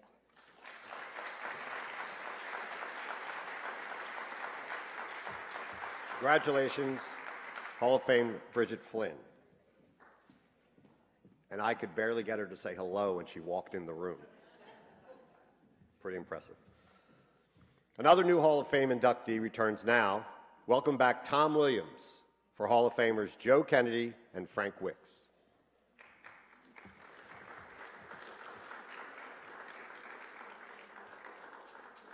I never saw Joe Kennedy or Frank Wicks play in high school, but I did see them play in the famous Ocean City Summer College Basketball League on the 6th Street court just a few feet from here. When I moved to Ocean City, Kennedy and Wicks was like one name. People would say, "Kennedy and Wicks are playing tonight." They were like rock stars here in Ocean City. They had just won the school's first state championship. When they graduated, Joe Kennedy was Ocean City's all-time leader in career points in basketball, and Frank Wicks was second. Frank also set school rebound records that still stand more than 6 decades later. But their accomplishments were more than just basketball.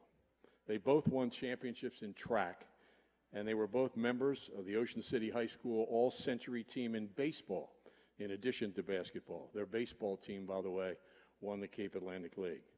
Frank went on to play basketball at Delaware, and Joe at LaSalle. Frank Wicks died last year at age 82.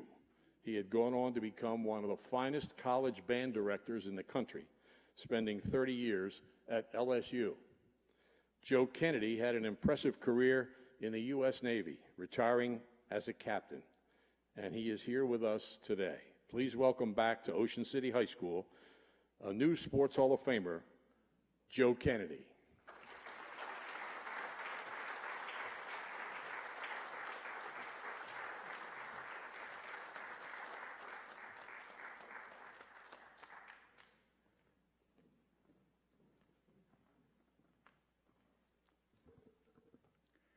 Thank you, Tom.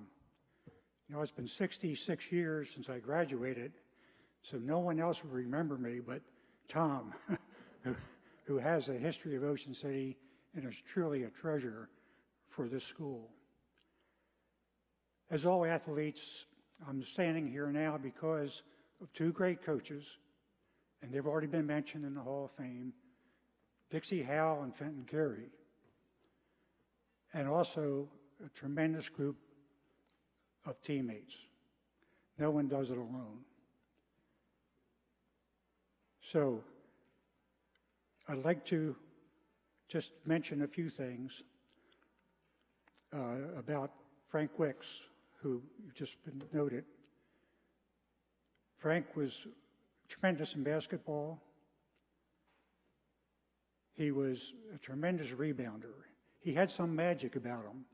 He knew where that ball was gone and how he followed it, block out his opponent, and get the rebound, push the ball out, and start our fast breaks. Not only that, he was a big defensive player, our best, and he would always get the toughest defensive assignment. I guess in essence, he was our Bill Russell of our team. He was that good.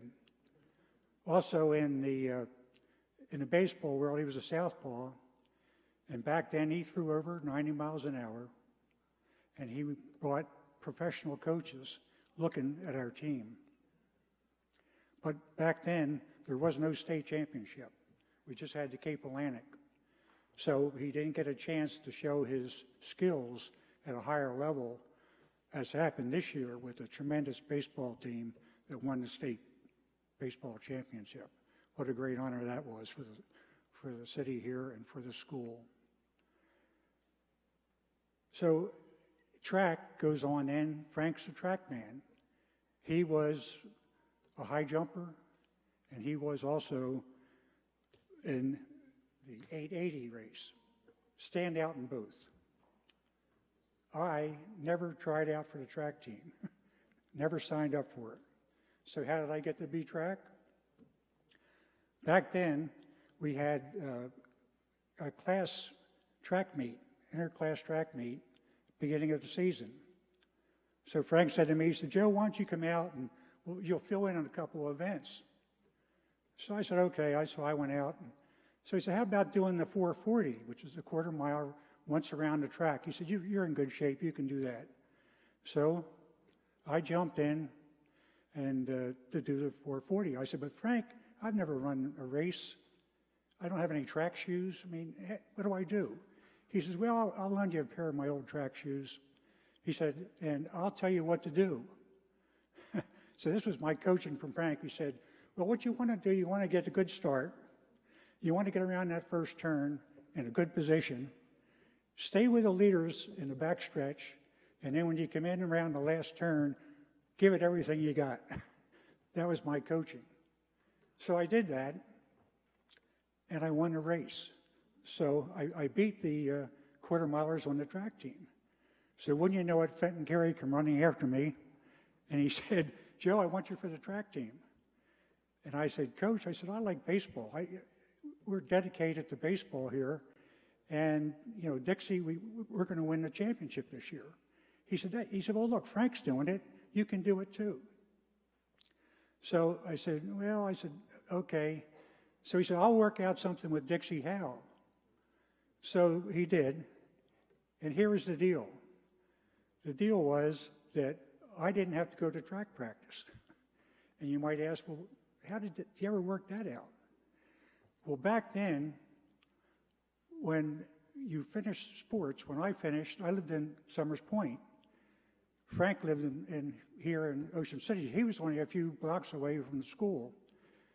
So what happened, I had to finish practice, go back to the gym, get cleaned up, walk down to Ninth and Bay, hitchhike to Summers Point, and then walk to my house. So I did that, can you imagine, every night after practice. So that was why we had the deal about me not having to go to practice. But the bottom line of that was we went to the South Jersey Championships in state. Frank won the 880, I won the 440, and we teamed up and won the mile relay team. The other part I forgot to mention was, the other part of the deal was, how did I train? Frank trained me. After the baseball practice, we'd run around the baseball field down in Fifth and Bay and, you know, pace each other. So that's how I got my track practice. You know, that wouldn't happen today, I'm sure, but that's the way the only way we could do it back then.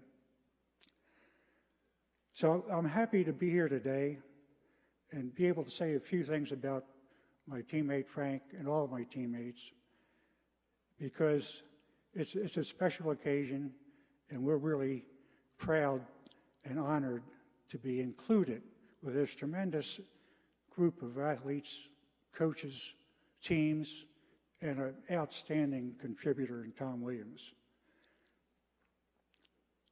One thing I'd finally like to note to all of you is my experience in Ocean City is that athletics has always been complementary to a tremendous and first-class education.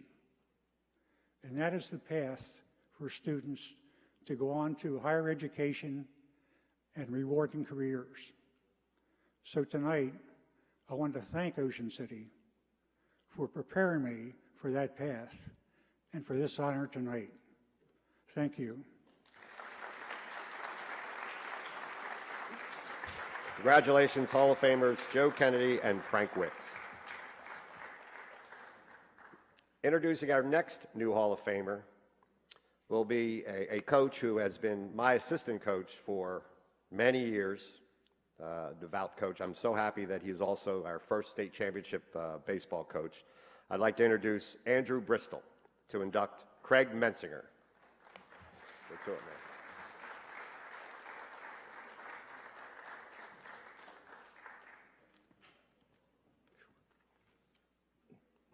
Never nervous, but there's a lot of power in this room, so bear with me here. It's my honor to introduce Coach to the Hall of Fame, and I call him Coach because I can't call him anything else. I've been with him for 25 years now, and from day one, I've always referred to him as Coach. It's a respect thing. I was 30 years old when I started with him, and he'll forever be Coach. He's still with me, coaching with me. He's Coach. I'm the next guy. So I started my teaching career in 1990. Started out in Camden, New Jersey, in junior high, and then I had the privilege of getting a job down here at Upper Township Middle School. And it was 1997, and I was told by one of my colleagues whose son played for Ocean City that they were looking for an assistant baseball coach to help out, to volunteer. And I was a baseball guy. I had gotten into teaching late. I had left law school and wanted to become a coach, wanted to be a baseball coach. And so I thought that was a perfect opportunity for me to come over and to assist. So I remember that first day so vividly, and Coach was hitting outfield Fungos, and I came up to him and I started talking to him. He had one assistant then, and he's still with us too, Ron Moretti. And to put that a little bit into perspective, myself as the head coach now in 2021, I have 9 assistant coaches. And we call ourselves, so there's 10 of us, it's like a slow pitch softball team for us. You know, I have that privilege. That's the real reason, besides the talent, that we were able to be so successful, because when you can have that many coaches, you can get so many different things done at once and focus on different things. So I met Coach that day, and we were talking, and I knew that he wanted somebody who could commit. And I knew that was going to be a lot. I was young, hadn't experienced something like that. This was going to be a 6-day-a-week thing as a volunteer. And I knew in that conversation that was the right thing, and I knew I wanted to do this. And I also knew that I someday wanted to be a head baseball coach. That was my goal. And I also knew in that time right away that I had a lot to learn. And the person that I was going to learn from was the best person I could ever learn from, and that was Coach. He was the right person. You know, Coach is he's a true baseball person. He's a true baseball guy. He's probably knows more about the game than anybody I've ever met. First and foremost, and Billy Nick talked about this, he knows the rule book. He knows the rule book inside and out. He's a stickler for the rules. He has this little phrase that he would always say, now technically, this is what has to be done. If the other team was on the field in warm-ups, technically, this is my field right now. So he was always a stickler for that. And that was something I learned about know the game. Make sure you think you know the game. Baseball guys all think they know the game, and they don't. Just watch a pro game once in a while. You'll see a lot of guys who don't really know the game. So learn the game. He knows how to teach players. He's a teacher. He's a born teacher. He's always been a teacher. And he taught players every day at practice. And he taught them, he taught infield technique. He taught footwork. He would teach positioning, hitting technique, pitching. And when he would speak from day one, I would listen. He could be tough. He was a tough coach at the beginning, and he was demanding. But he's also the kind of coach who's very fatherly with his players. He's loved by his past players, many past players. You can ask my sons who played in our program, who their favorite guy, who they loved. You know, it's the assistants, it's Coach Mensinger. I'm like last on the list there, I think, but that's okay. The thing he taught me the most as a coach was Coach taught me to be fair. He said, stick to what you believe in. If you believe it's right, even if it's a hard decision, if you believe in it, if you believe that it's the right decision and you can sleep at night, go to bed at night with that decision, stick with it. And that's something that I've taken along with me into my career.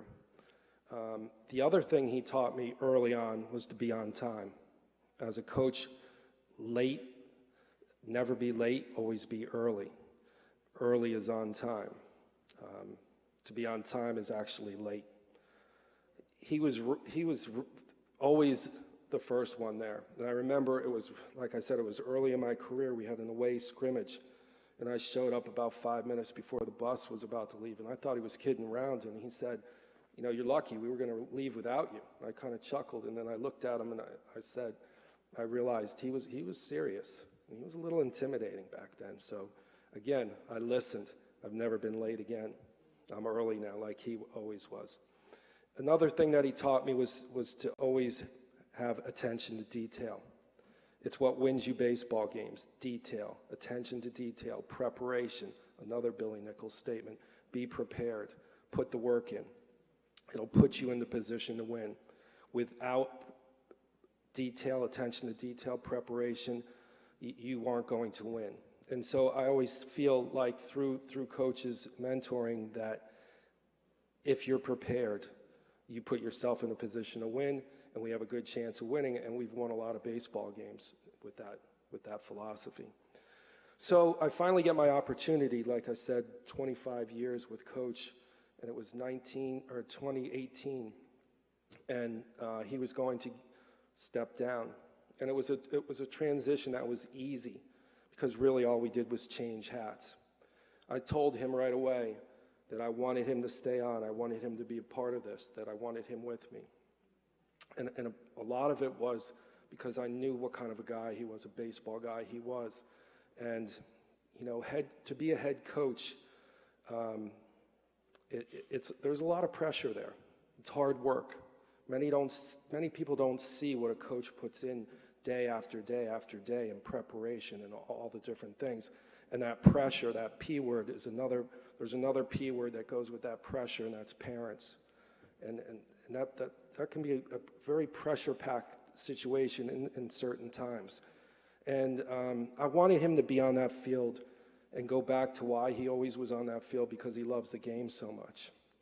And to see him in these last 4 years, he just has that glimmer back in his eye, that love for the game back in his eye. He's enjoying every second of it. He never misses. He's at every practice. He's at every game. And some games, he'll show up right before the game because he's doing something, or he loses track of time doing something. And I start to get nervous because he's not there. And then he'll get there, and I'll feel this sense of relief, and I always want him next to me. If he's next to me, I'll bounce ideas off of him. I'll listen to him as I always have, and he will give me the right advice.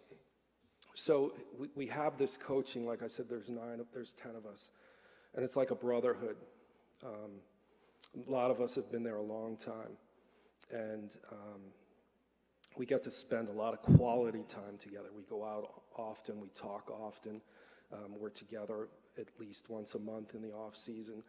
We stay hours after games, rehashing every inning, every pitch, and it's a big part of our success, this coaching, this camaraderie. There's no egos on that field. We all are together, and Coach taught me that. He brought that philosophy to me, and I've continued it with him. You know, Coach, he's a legend. He's a true Hall of Famer. 360 wins, 3 South Jersey titles. I say 3 because we won another one this year. He's been to 5 South Jersey finals. He's 3-0 in the state semifinal, and he won a state title this year, which is, you know, a great accomplishment, a true Hall of Famer. But really, it's the person that's a true legend. You know, Coach is a man of integrity. He holds himself to a high standard. Like I said, he's always fair. He does what he says he will do. He's a man of his word. He cares about his players. He kept many a kid because he thought they just needed to be part of a team. Even if they weren't that good, he said, we got to keep him. We need this kid. He needs to be part of this. And it was always the right decision. It says a lot about the program. When kids come back to that program year after year to visit, and every year they come back, and every year they want to be a part of it, and every year they want to talk to us and just hang out with us, and they'll be back again next year and the year after. That's a tribute to Coach. Coach is my mentor. He's my true mentor. After 25 years of coaching, he's taught me so much, and too much to speak about tonight. I always knew that when he stepped down and we continued this, there was going to be a moment again, a successful moment. And I told Coach that first year that we're going to win a state title. And I said, when we win that state title, I want you to be right next to me so I can hug you first. On June 20th, on Father's Day, after a 14-inning game, after we took the lead in the 14th inning on a safety squeeze, an attention to detail moment that we practiced and practiced. So after 14 innings, we won a state title on a double play. And ironically, it happened so quickly. That 14-inning game, that win, it happened so quickly. At the moment, it was surreal. It's unexplainable. The first person I got to hug was Coach. And it was just meant to be. The mentor and the mentee. It was an honor to be next to him in that moment, the greatest sports moment in my career.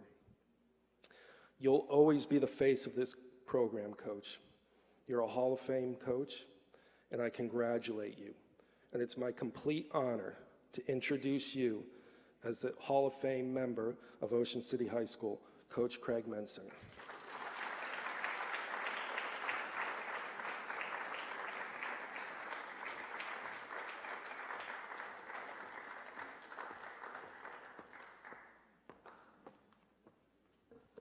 Thank you, Coach Bristol, for those ultra kind words.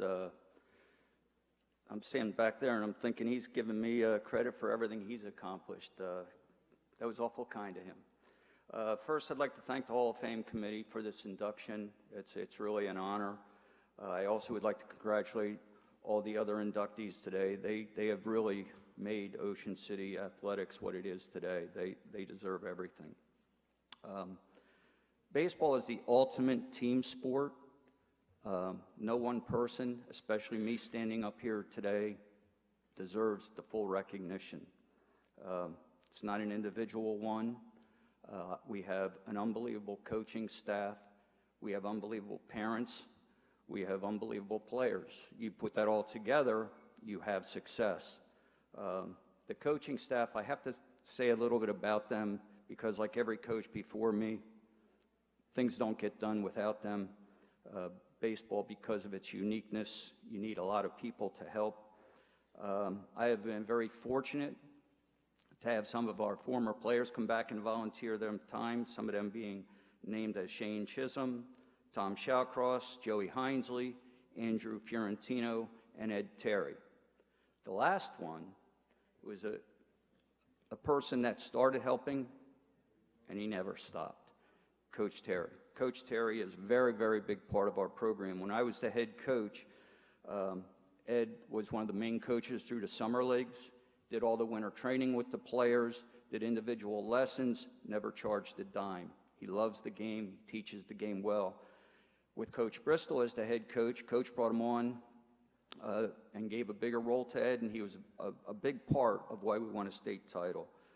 So Coach Terry, he could be standing right up here alongside me. The next person was the coach that introduced me.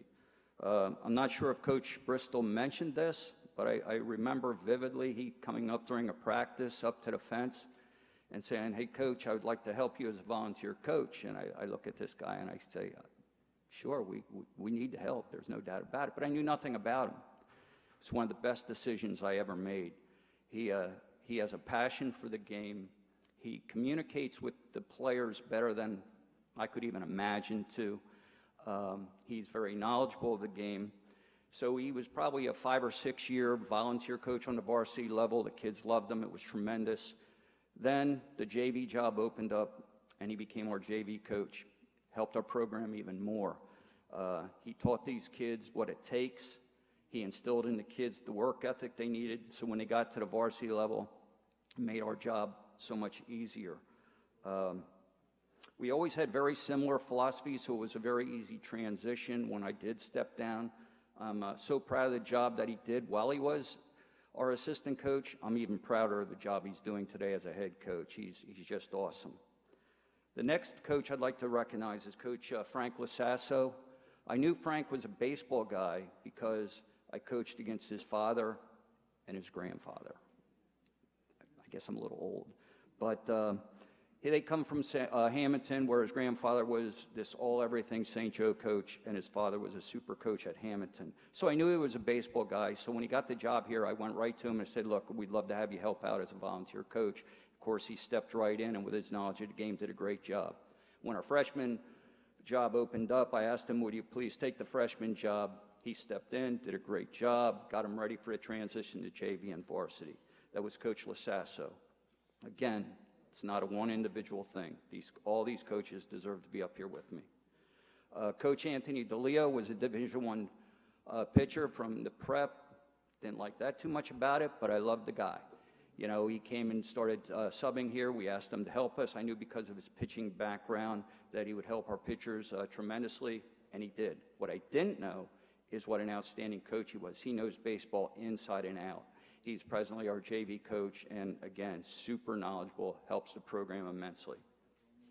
Coach Mark Bruno, over 25 years, he was one of my assistants When he first came in, he was very young, baseball guy, played in college, kids gravitated to him. Used to have the team over for pizza parties all the time. The kids loved him, did a great job. Very, very knowledgeable. Used to go to him all the time for advice. That was Coach Bruno. Coach Banks became a guidance counselor here. Someone told me he was a baseball guy.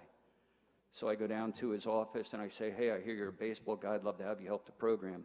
He goes, sure, yeah, I'm a baseball guy. I like baseball. I love baseball and whatever. Well, another very smart decision I made to get him on board.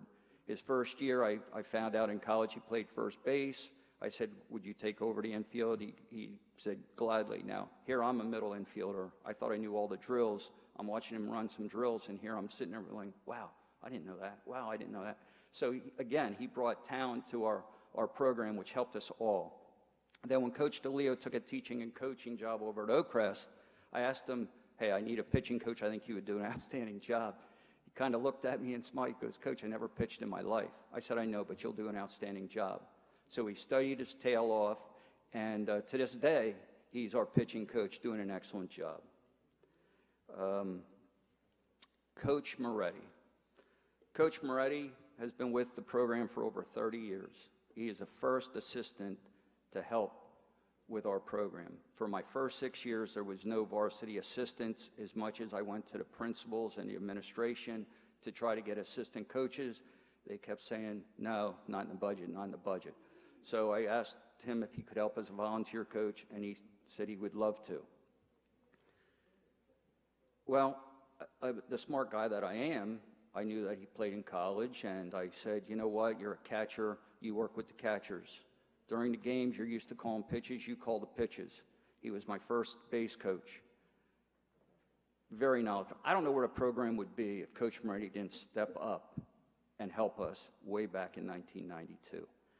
The kids loved him. On rides back, you would hear them saying, Moretti, Moretti, Moretti. They just loved him, and I know he loved them back.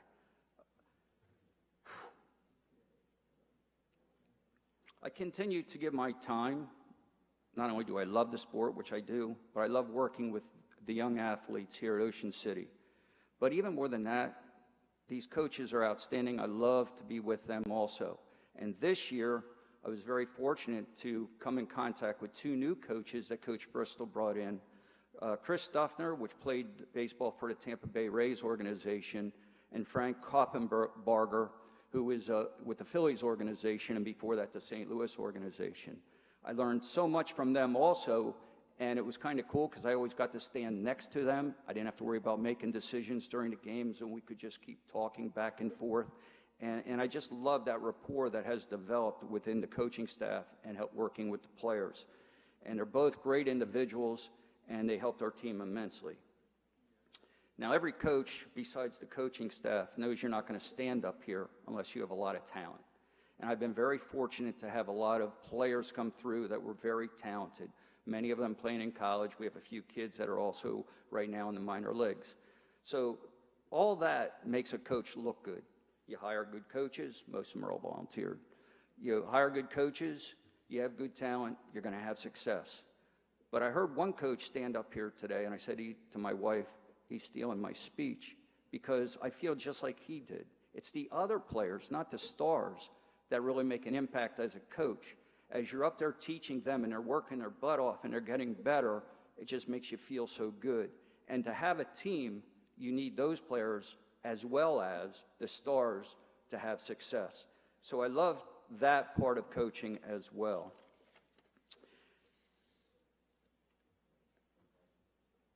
I have something here, and I don't know as I'm looking down. Oh, here it is.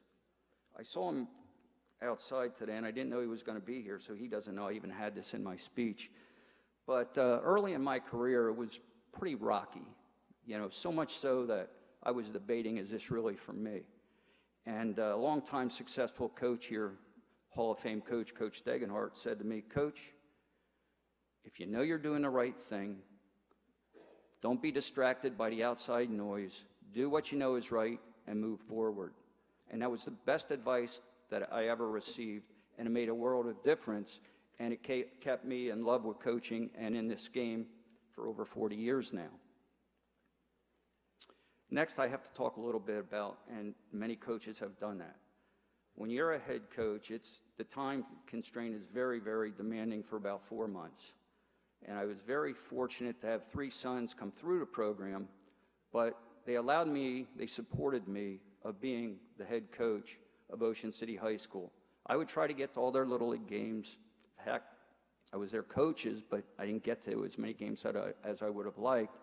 And then they were fortunate enough I got to coach them also on the high school level, and I cherished all those moments. But sometimes I wonder, did I do the right thing?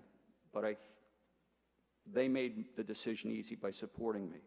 And the other one, I know Billy Nick, I feel the same way about you as you talked about your wife, is my wife is a coach's wife, and she understood the commitment, and I thank her for everything that she has done. For those 4 months when the kids were young, she was the mom and dad. She did everything. She would come home, listen to my complaints and bitching and whatever. And, she basically said, don't worry, it'll get better, whatever. She was a great supporter.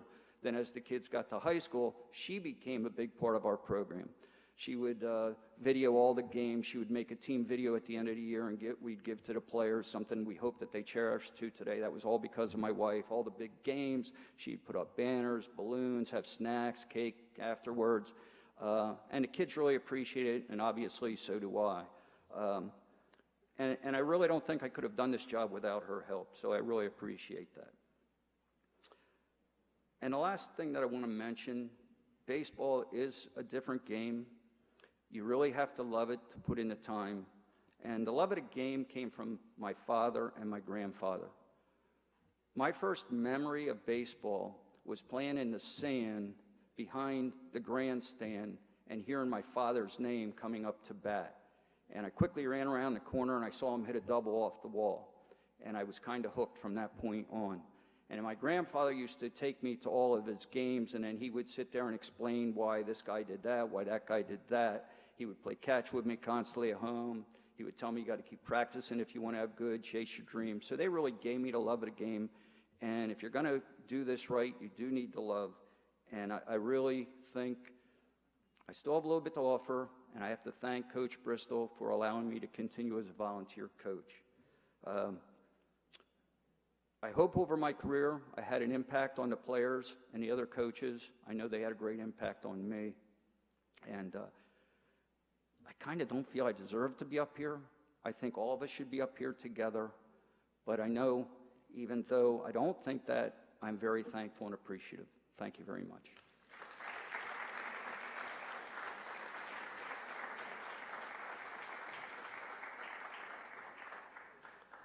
Hall of Famer Craig Mensinger. Returning once more to announce another new Hall of Fame inductee is Tom Williams, and he will be inducting Jen Frank. Who not only, let me interrupt there a second, Tom, who's not only a Hall of Fame member, but talking to her back there is also an ICU nurse up in Hackensack, New Jersey. So not only a Hall of Famer as an athlete, but also as a person too. So I thought I'd want to mention that. When you take a look at girls' tennis at Ocean City High School, one name jumps out at you. She had the most wins at #1 singles in a season, 30. Had the second most wins in a single season, 24. She ended her career with 101 wins, the only Ocean City player with 100 singles wins in girls' tennis. She was the South Jersey Player of the Year, All-State, Ocean City's Player of the Century. And in her 4 years in the lineup, Ocean City reached the South Jersey final 3 times. But there's more. She was the designated hitter in softball, including 1989, when she had 2 hits in the state championship game, driving home a run. As the Raiders won their only state title in that sport, she was selected as the DH on the Ocean City All-Century softball team. She went on to play tennis at Towson University, playing on a conference champion doubles team as a freshman, and finishing her career with the 3rd highest singles winning percentage in Towson history. Her records in girls tennis set standards that every Ocean City player hopes to achieve. As John said, she's now one of our heroes, an ICU nurse dealing with COVID patients. please welcome back another new member of the Ocean City Sports Hall of Fame, Jen Frank Valillo.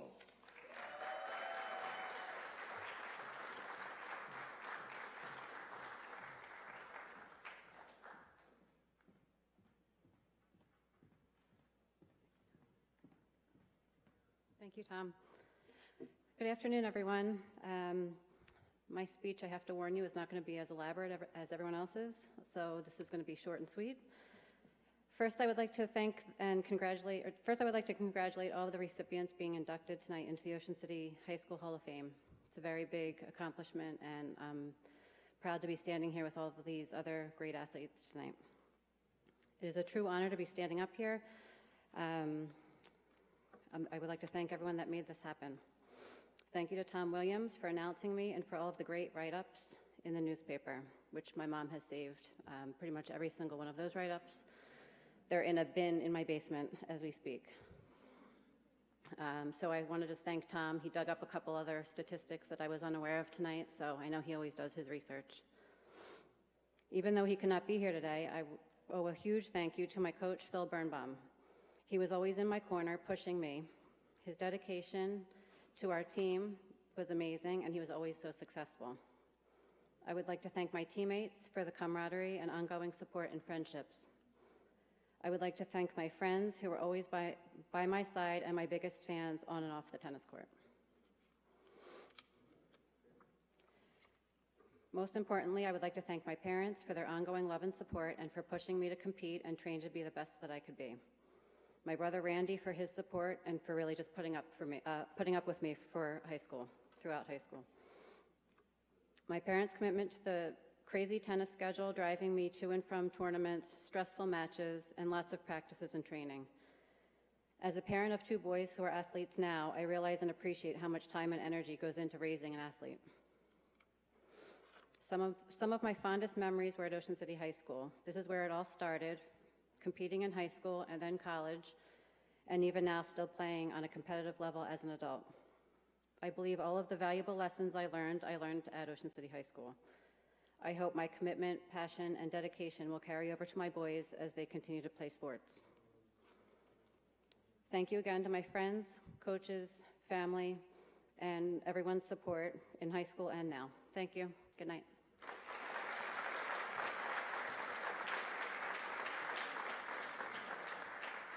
Congratulations, Hall of Famer Jen Frank Valillo. All righty, down to the last few.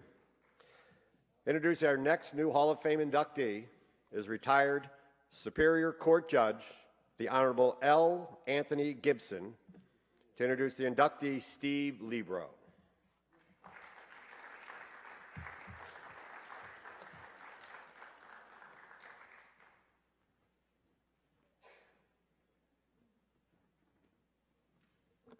Good afternoon, and thank you for your patience. This has been a long day for everybody, I know, but it's an important day, and one that I think everyone will remember.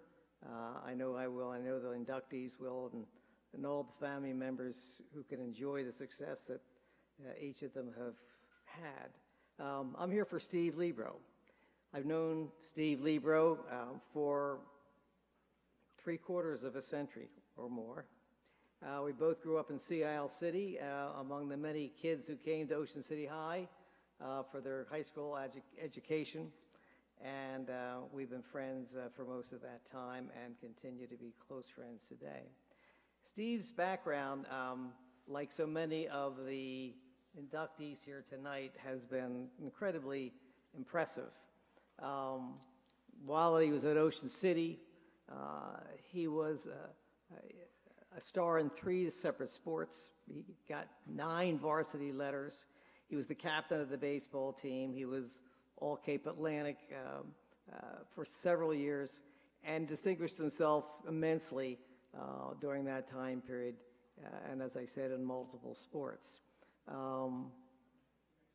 Steve went on to college and followed that same success path. He went to Trenton State College, which of course became the College of New Jersey, and he was a leading rusher there on the football team, and he was a success story in a whole lot of ways. He met the woman that he fell in love with and married and became his wife, who's here today, Nancy. They've been married, I think, for 54 years. Steve's success that he had here in Ocean City became a ticket to so many things for him in his college career, his professional career, and in his life. And that's true for so many of us. Whether you're an athlete or not, the things that are part of your life here at Ocean City High School became so ingrained in us as people, and the lessons we learned were so valuable in so many ways that they continue to service us all to this day. But Steve's particular success beyond college really accelerated when he became a coach. He coached football at multiple schools: Bordentown Military, General MacArthur Academy, Cedar Ridge High School, and finally North Brunswick High School. North Brunswick High School was just a success story in itself for Steve. They had an undefeated season when he became their coach, and they went on to become state champions. He became, for North Brunswick High School, a legend like so many of the legends you've heard about here for Ocean City High School. So much so that they named a football field for Steve, a playing field for Steve that's called the Steve Libro Field at North Brunswick High School. Now, that doesn't happen every day of the week. It's just a tribute to this man. It's a tribute to his success. It's a tribute to the inspiration that he's created for multiple people. Steve was a teacher. He was an administrator. And of course, he was a coach. And the wonderful thing about those categories of life for anybody, but Steve made so much of it, is the recognition of the number of people whose lives he's affected. The people that became successful because of what Steve's lessons were, both as a coach, as a classroom teacher, and just as a person. When you go through life and you can enjoy the notion that you've affected multiple lives in a positive way, it's a wonderful feeling. And Steve has to enjoy that. And what's happening today just underscores what he accomplished first here and what brought him to those successes and what allowed him to be a role model for so many people. I mentioned earlier, Steve and I came from Sea Isle. One of the added dimensions of being an athlete and coming from Sea Isle is you had to get home after practice. There wasn't a school bus to take you home. There wasn't even public transportation to take you home. Joe Kennedy mentioned this earlier when he was speaking. He hitchhiked back to Summers Point after practice. Well, that's what the Sea Isle kids do. You get a ride from time to time, but often you just had to take that painful hitchhiking trip from Ocean City down to Sea Isle. And imagine that after you've been out sweating and dying on the track field or football field or wherever you were. It wasn't the best way to end your day. But it just goes to underscore the dedication of people like Joe Kennedy, people like Steve Libro, that had that added dimension to what they were prepared to commit to being a good athlete and a successful athlete here at Ocean City High. When I tell my kids stories about having to hitchhike home from track practice, they think I'm like making it up or I'm nuts or both. And it just was a fact of lack of. By the way, I was on the track team. I was one of the failures on the track team.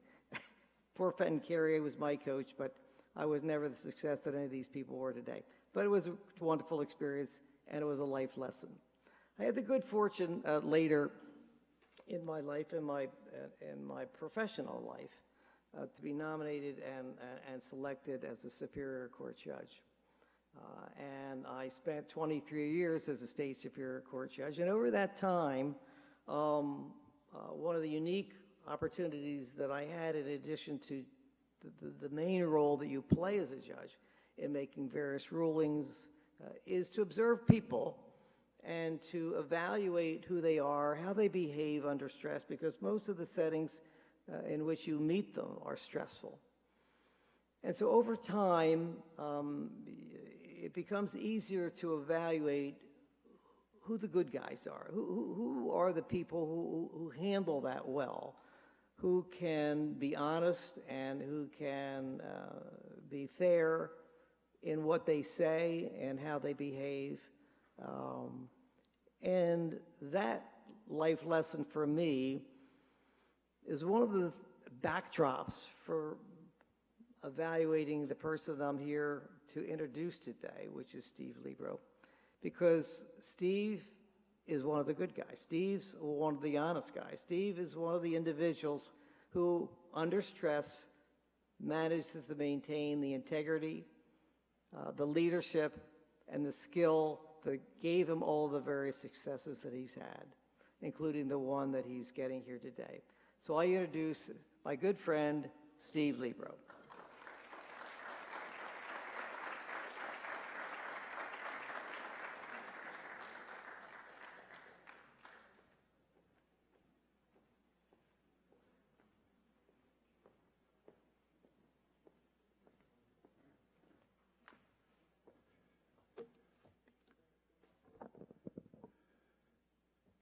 Well, walking across that stage, I didn't know whether I was supposed to sing or dance or do something. But instead, I'm here today, and it's really great to come back to Ocean City, to the high school, and receive this award. Ocean City the high school was a great place. I always think back at the community spirit and the spirit that the high school showed towards athletics, and it was just great. And I like to say thanks to my presenter. I guess I'm not as dumb as I look, because I picked the Superior Court judge to do the honors. I have known Tony for 70 years, at least. And our families are kind of intertwined in Sea Isle. As people our age, we're intertwined with all of them in Sea Isle. Not very many people there, number one. But the Brackes, the Gibsons, the Libros, the LaRoses, we made up most of the population. And I want to give my thanks to the Hall of Fame committee for putting this magnificent award show on, and I appreciate that they selected me. And I'd like to give my thank you to the athletic director. That's a tough job. I know what it is. I've sat in that chair.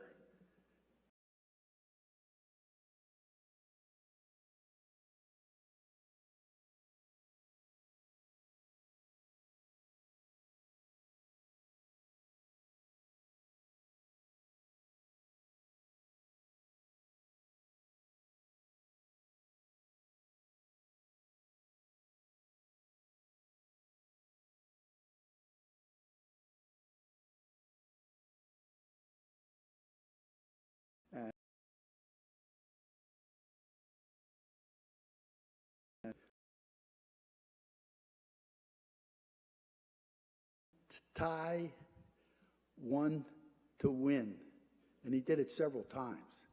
I never saw that before as a young kid, where everybody got off the court. The game's over, no time on the clock, and Joe steps up, bong, bong, and there it was.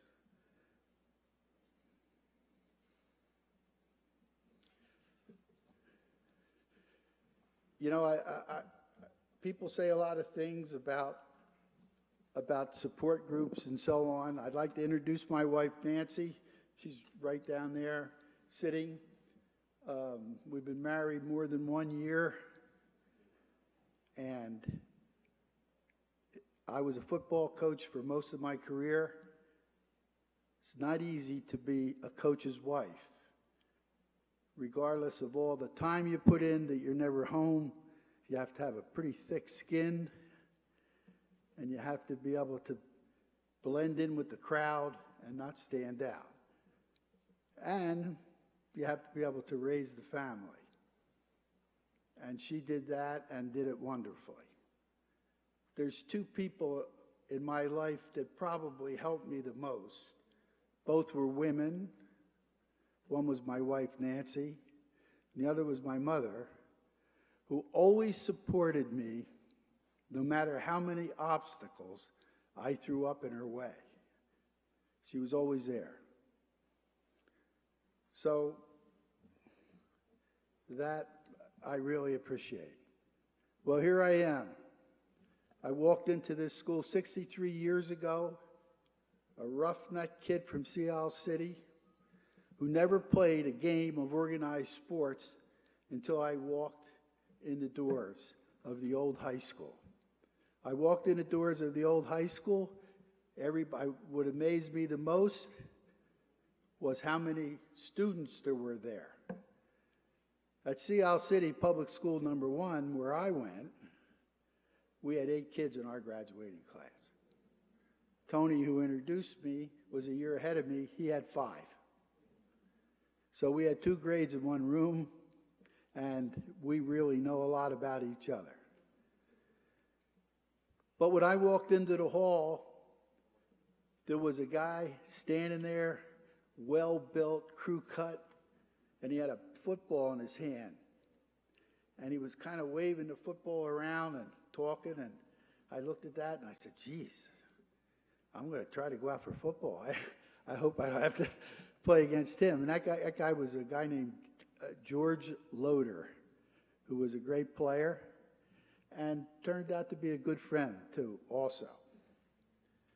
But I was fortunate enough to come to the high school.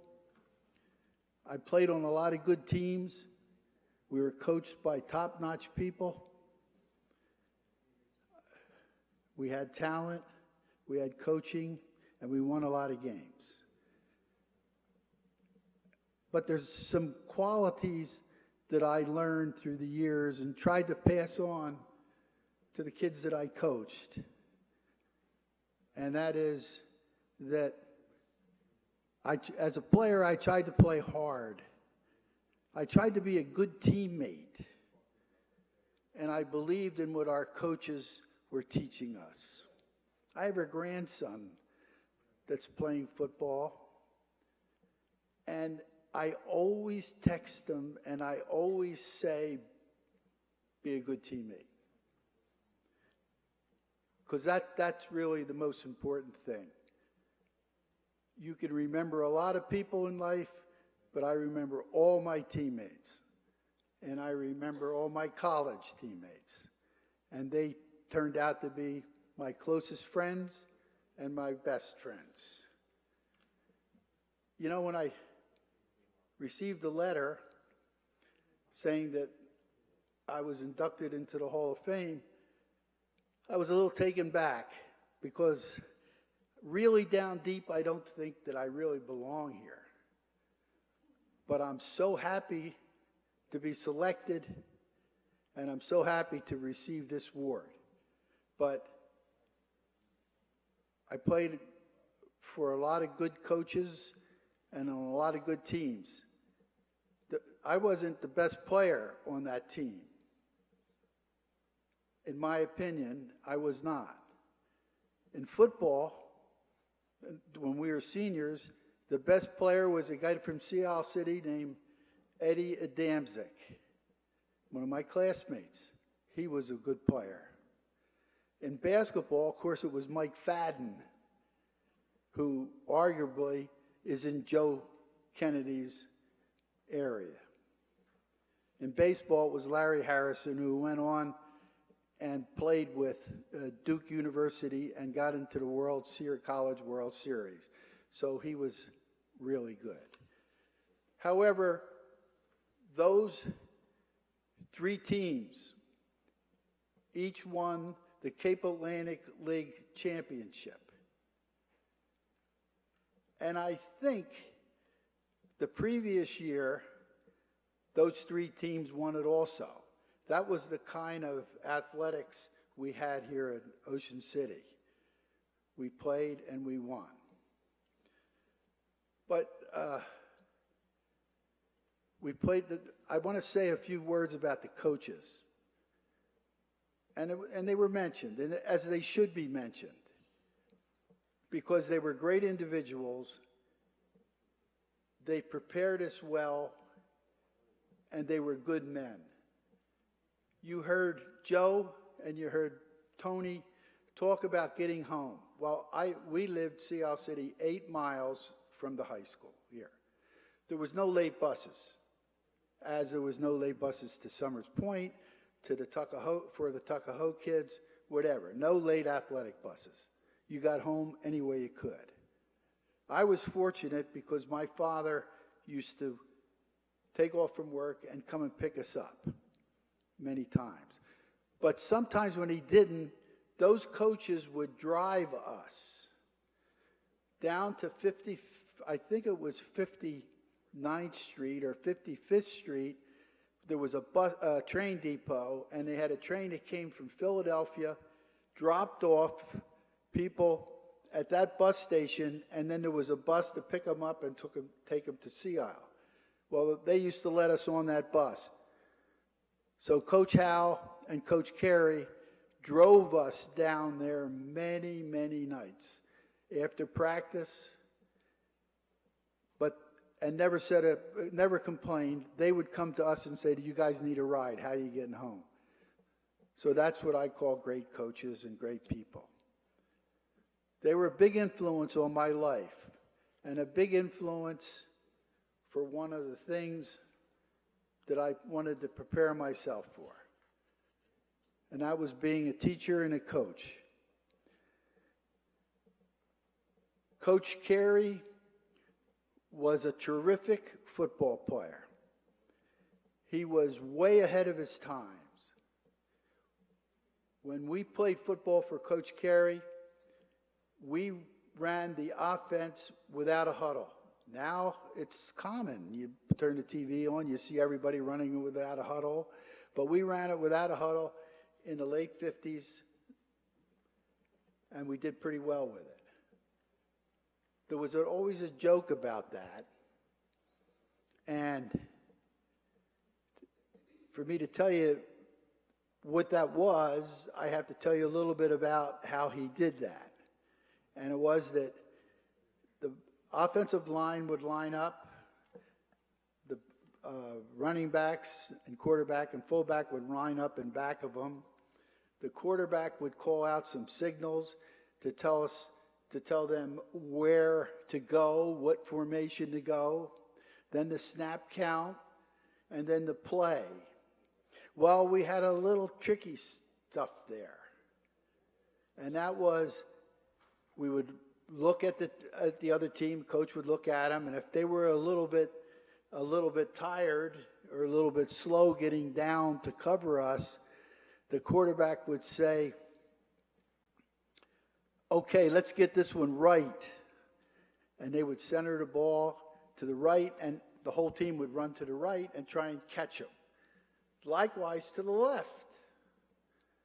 And that was, and I remember it like it was yesterday, that was, hurry up, we don't have much time left. And we go left.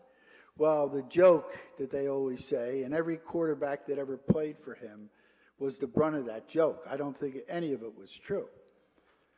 But one of the quarterbacks got confused and yelled out, "Okay, gang, we don't have much time left. Let's get this one right." And half the team went right, half the team went left, and the ball went down the middle to the other side of the field. I don't think that was ever true. But I was lucky enough to play baseball for Coach Howe and and basketball.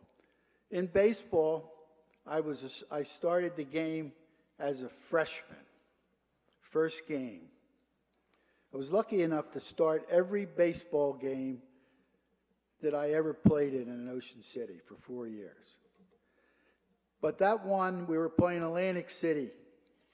Now, don't forget, I'm from Sea Isle. I don't know anything about that. We're playing Atlantic City. They were Bader Field. I think the field is still there. And there's an airport in the back of the field. Light planes, they land. I was playing center field, maybe 25, 30 yards from the fence where the runway were. And I had never came up that close to a plane in my whole life. So I was looking at, kind of over my shoulder, looking over my shoulder, and here comes a guy from Atlantic City, hits a fly ball right over my head. Well, you can imagine how Coach Howe took that. But that's what I was. I had never played anything before. And that was one little story, but now, Coach, as I talked about Coach Carey, and I'm going to talk about Coach Carey and Dixie, and what I perceived as a player and carried with me my entire life. Well, Coach Carey, he was always well prepared, an ethical person, a real straight, good guy. He was well organized, very confident, ahead of his time, as I explained about the no-huddle offense. He outcoached most guys. Now, Coach Dixie was a little different. He was more fiery. He was progressive, very progressive. He was doing things in the 50s that nobody else was doing except the top-notch college teams. Very well prepared, great motivator, smart game plans. And he outcoached most coaches. And we could see that when we were playing the game, that the team we were playing, we're doing stuff to them with schemes and X's and O's, and that they didn't really understand what we were doing. A story about that was he was such a good game planner that we had a very good team, and he would come to me and tell me what I was the point guard, what he wanted to do. So one time we're playing this very difficult team, very good. He said to me, "Steve, this is what we're going to do today." He says, "I want you to take the ball, penetrate, throw the ball off to Larry Harrison, or Mike Fadden. Let them shoot the ball. You don't shoot today." That was smart. We won the game because I wasn't really that good of a shooter. But he was a big influence in my life and what I did.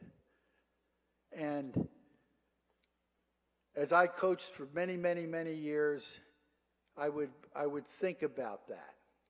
And if I would go off on a tyrant and kind of upset everybody and make a fool of myself, I would think back and I would say, Fenton Carey would have never done that.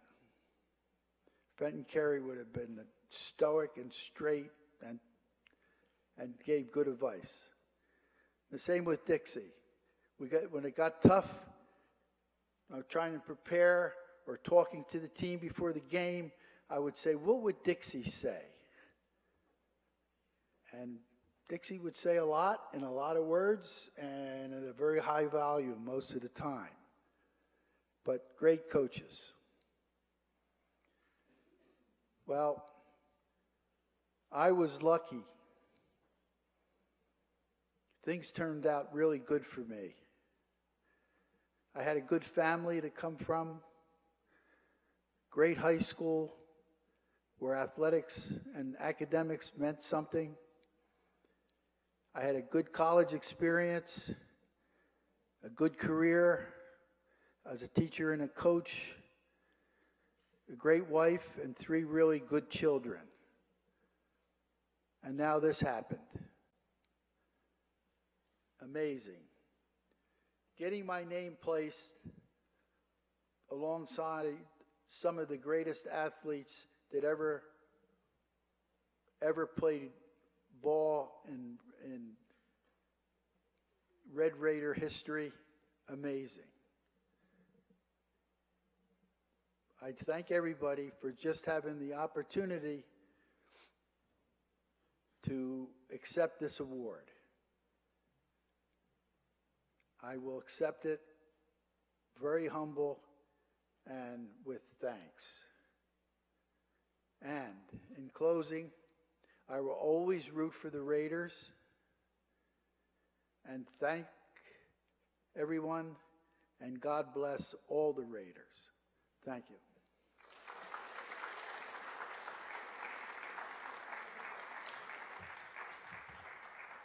Hall of Famer Steve Libro.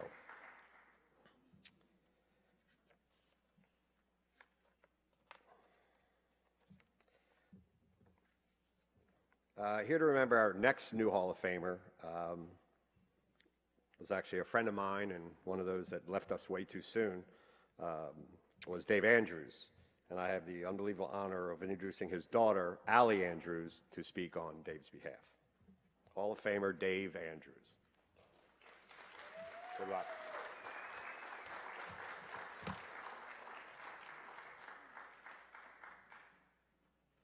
Hello. Unfortunately, I was not around to see my father's sports accomplishments, but thankfully we have some good friends and old coaches that were able to put some words together that I could share on their behalf because they couldn't be here tonight. Firstly, Frank Sanino, he was a longtime teammate and friend of my father's. He wrote a little something. So he said, David was a good friend. David and I played a lot of sports together. We spent a lot of time together. We grew up together. His mother and my mother were good friends, which put us together at an early age. As a kid, I always marveled at how hard and how accurate he could throw a rock. He was deadly with a snowball. Together we played Hawks, Pop Warner, freshman, JV, and varsity football, Little League, Babe Ruth, Tri-County, freshman, JV, and varsity baseball and county league, CYO, freshman, JV, and varsity basketball. We played summer recreation league baseball and basketball and summer college league basketball. We played on Brian Broadley's softball team. In between the teams and leagues, we played sports almost every day after school and all day on those long, glorious weekend afternoons. We played on the great Ocean City fields like the Tabernacle, the Mansion, North Street Playground, Tommy Shaw's backyard, and the beach. We played a lot of sports together. We were teammates on a lot of teams together. One common thread through all of the teams and leagues and all of the games was that David was almost always the best athlete on the field. David was fast, quick, strong, powerful, confident, focused, and very, very smart. He could outrun almost anyone on the field and throw with incredible accuracy. David was an amazing athlete. In 1972, the Ocean City Red Raiders won the Cape Atlantic League Championship. David was our quarterback and our undisputed leader. He was the heart of our championship team. An example of David's leadership, his confidence, can be seen in the following story. Iron Mike Slaveski was our head coach, and he was very strict. He had zero tolerance for errors or excuses. Coach Slaveski would send in a play to run, and David would look around the huddle and say, "That's never going to work. Here's what we're going to do." And David would change the play. If the play worked, as it usually did, everyone was happy. But if it didn't work, David would have to face the ire of Coach Slaveski alone. The rest of the team would all give those two a lot of room on the sidelines. Well, one game, David changed the play and it didn't work. And we both ended up next to an unhappy, almost explosive Coach Slaveski. Coach Lebeski asked David why in the world did he change the play, and David said it would have never worked. Coach Lebeski said it was set up perfectly, and David said, my play was better. Coach Lebeski looked at David, smiled, and said, you might actually be right. David was selected first team All-Cape Atlantic League quarterback. He was selected Ocean City's most valuable offensive player. Senior year, David and Tara Vanderslice were voted most athletic students. As an example of David's athletic ability can be seen in the following statistics. High school baseball games are seven innings long. That means there are 21 possible outs for one team in a game, 3 outs per inning. We played Middle Township on a Friday, and David struck out 18 batters. That means only 3 batters hit in 2 outs. That's incredible. As a catcher, I've never seen anything like the control and poise David exhibited that game. I've caught a lot of games David had pitched, and that day he was unhittable. I thought this must be some kind of school or league record. The following Monday, David pitched against Lower Township, and he struck out 19. That's 37 strikeouts and 42 batters. David was amazing. After high school, David accepted an athletic scholarship to Lebanon Valley College in Annville, Pennsylvania. He decided that was not what he wanted and came home to Ocean City. In my life, I've had the good fortune to share the football field with 2 of the greatest athletes I've ever seen. Widener University's Billy White Shoes Johnson played 14 years in the NFL, was one. David Andrews was the other. David Andrews was a great athlete, perhaps the greatest athlete Ocean City High School ever produced. David was a colleague, a teammate, a brother, respected on and off the field, fearless, a leader, a warrior. Most of all, David was my friend. Now, the second letter is from his previous coach, Roland Watson. It reads, 50 years ago, David was playing football, basketball, and baseball here at Ocean City High School with his buddies. He loved playing sports, and it was obvious. He encouraged his teammates to perform at their highest level. He was recognized by his coaches as a special talent. His athletic abilities added to the success and reputation of the Red Raiders sports programs. Many exceptional athletes have played for OCHS over the years. I coached Dave in football and baseball. His athletic ability was complemented by his intelligence of the sport he was playing. He had a positive attitude and was not satisfied with being an average competitor. He played his best and encouraged his teammates to play their best also. Dave had a big personality. He was a funny guy. He could take the edge off of game situations when he realized the game plan was not going as planned. He was a motivator by example. One story I would like to share involved a varsity baseball game. We were playing the league competitor down the road at their field. Dave had already beaten them in football and basketball. Now it was baseball season. Dave was pitching. Back then, many of the ball players had big curly hair. Dave had real big curly hair. Early in the game, the opposing bench players began heckling Dave because of all of his hair under his baseball cap. Dave stepped off the pitching mound, looked at the players taunting him, smiled, and spun his hat around his head several times.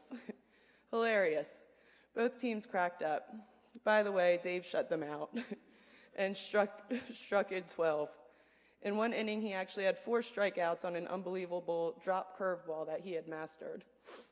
Over the years, many people have asked me about the greatest athletic talent I saw or coached while at Ocean City High School. In the 31 years of teaching and 25 years of coaching, the athletic talent of young men and young women has been incredible. Each decade has produced its own list of exceptional athletes. I will conclude by saying that Dave Andrews was the best all-around athlete that I personally worked with in my many years as a Red Raider coach. Thank you, Ocean City High School Hall of Fame Committee, family, friends. Thank you. Congratulations, Hall of Famer Dave Andrews and his daughter, Allie. We're at that point. What happened, everybody? Today, we are going to add one other team to the Ocean City High School Sports Hall of Fame.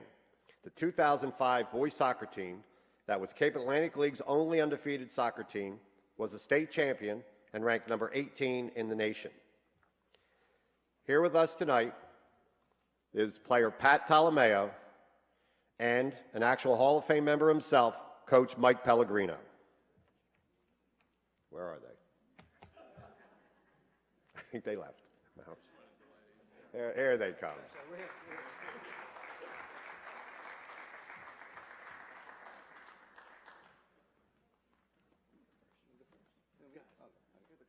All right, I'll go.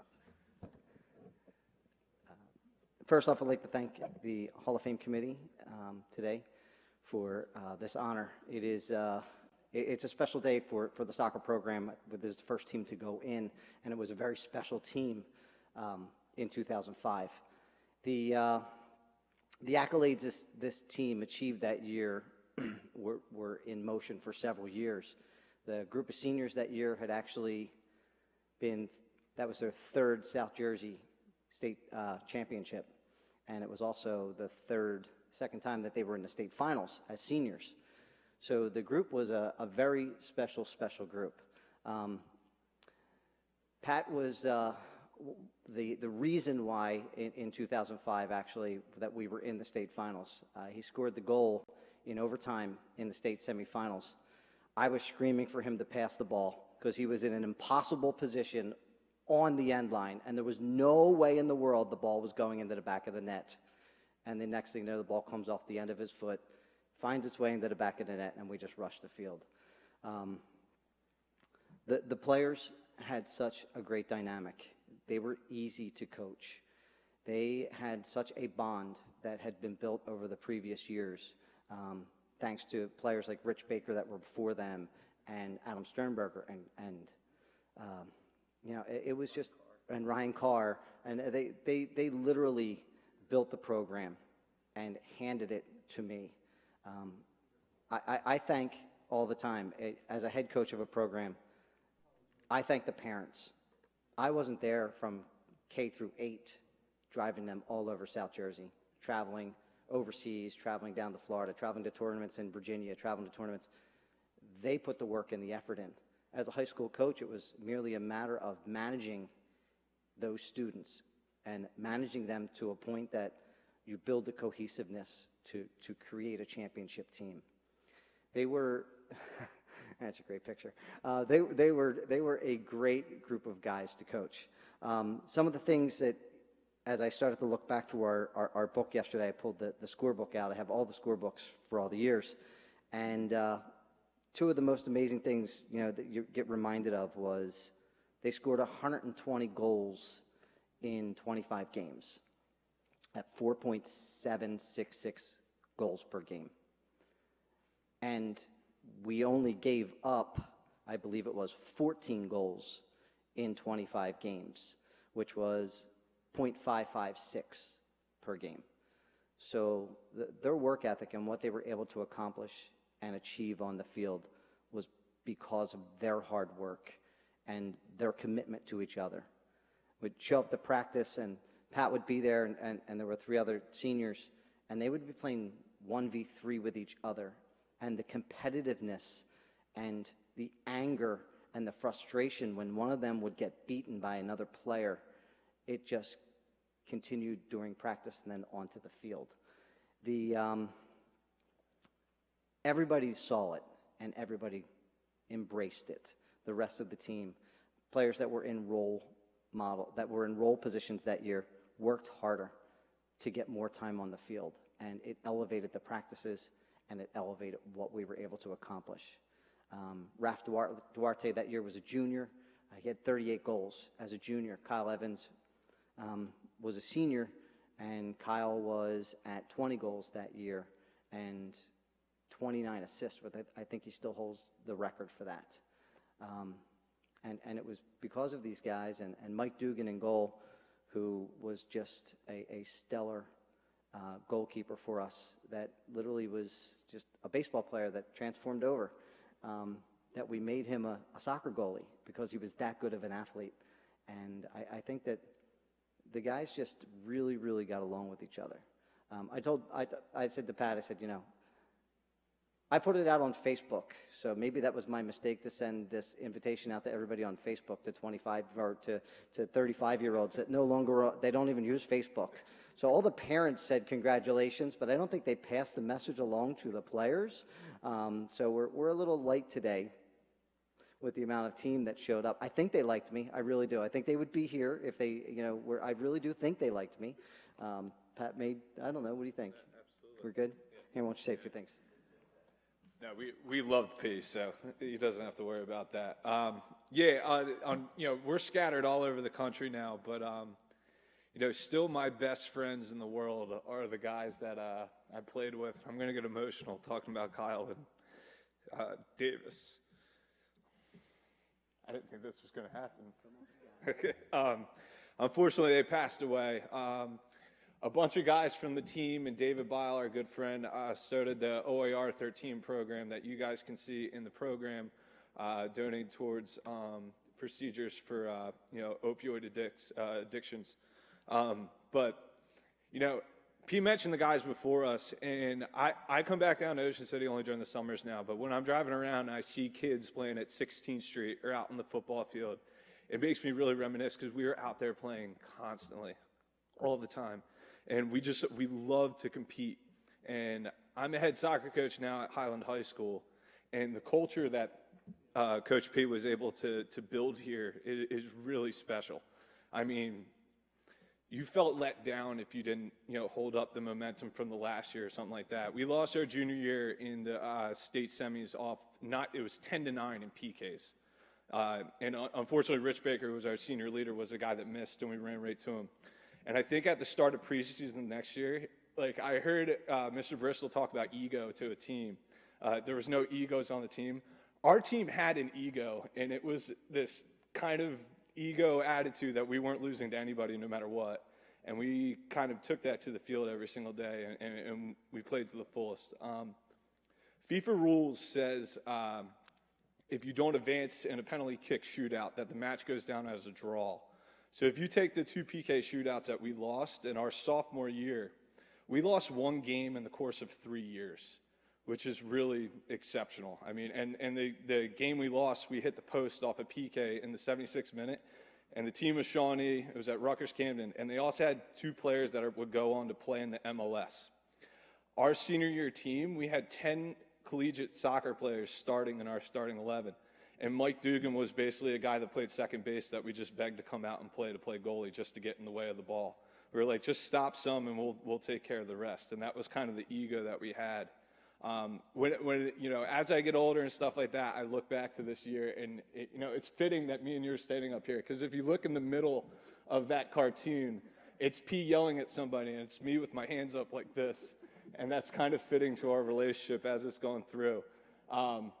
The culture that was built, the memories that were made, I hope everyone at some point in their life gets to experience a team or a group of employees or something like I got to at a young age, because it's memories that last forever. And thank you to the committee for inducting us, and we're all very thankful, and I'm proud to be here. So thank you.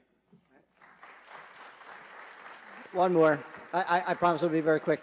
The people that stood up here today prior, Coach Mensinger, Billy Nick, Tony Galani came up here. These guys were here. Coach Degenhart sitting down in the front row, Pat Doherty.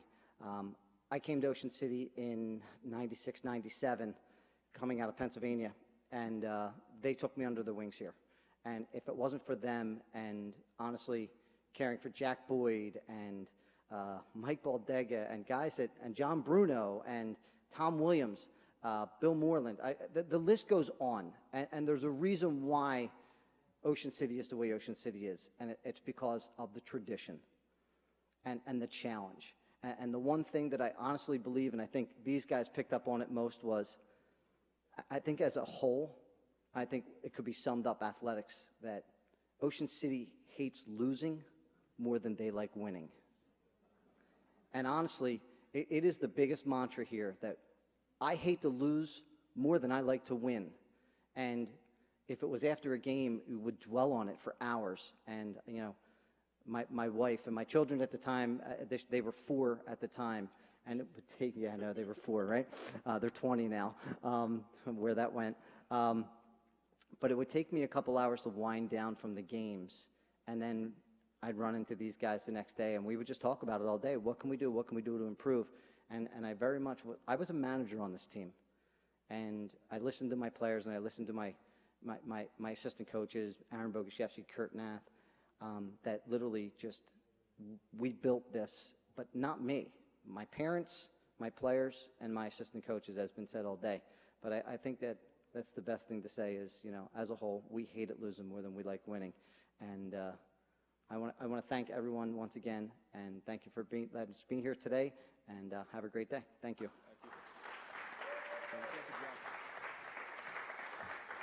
All righty.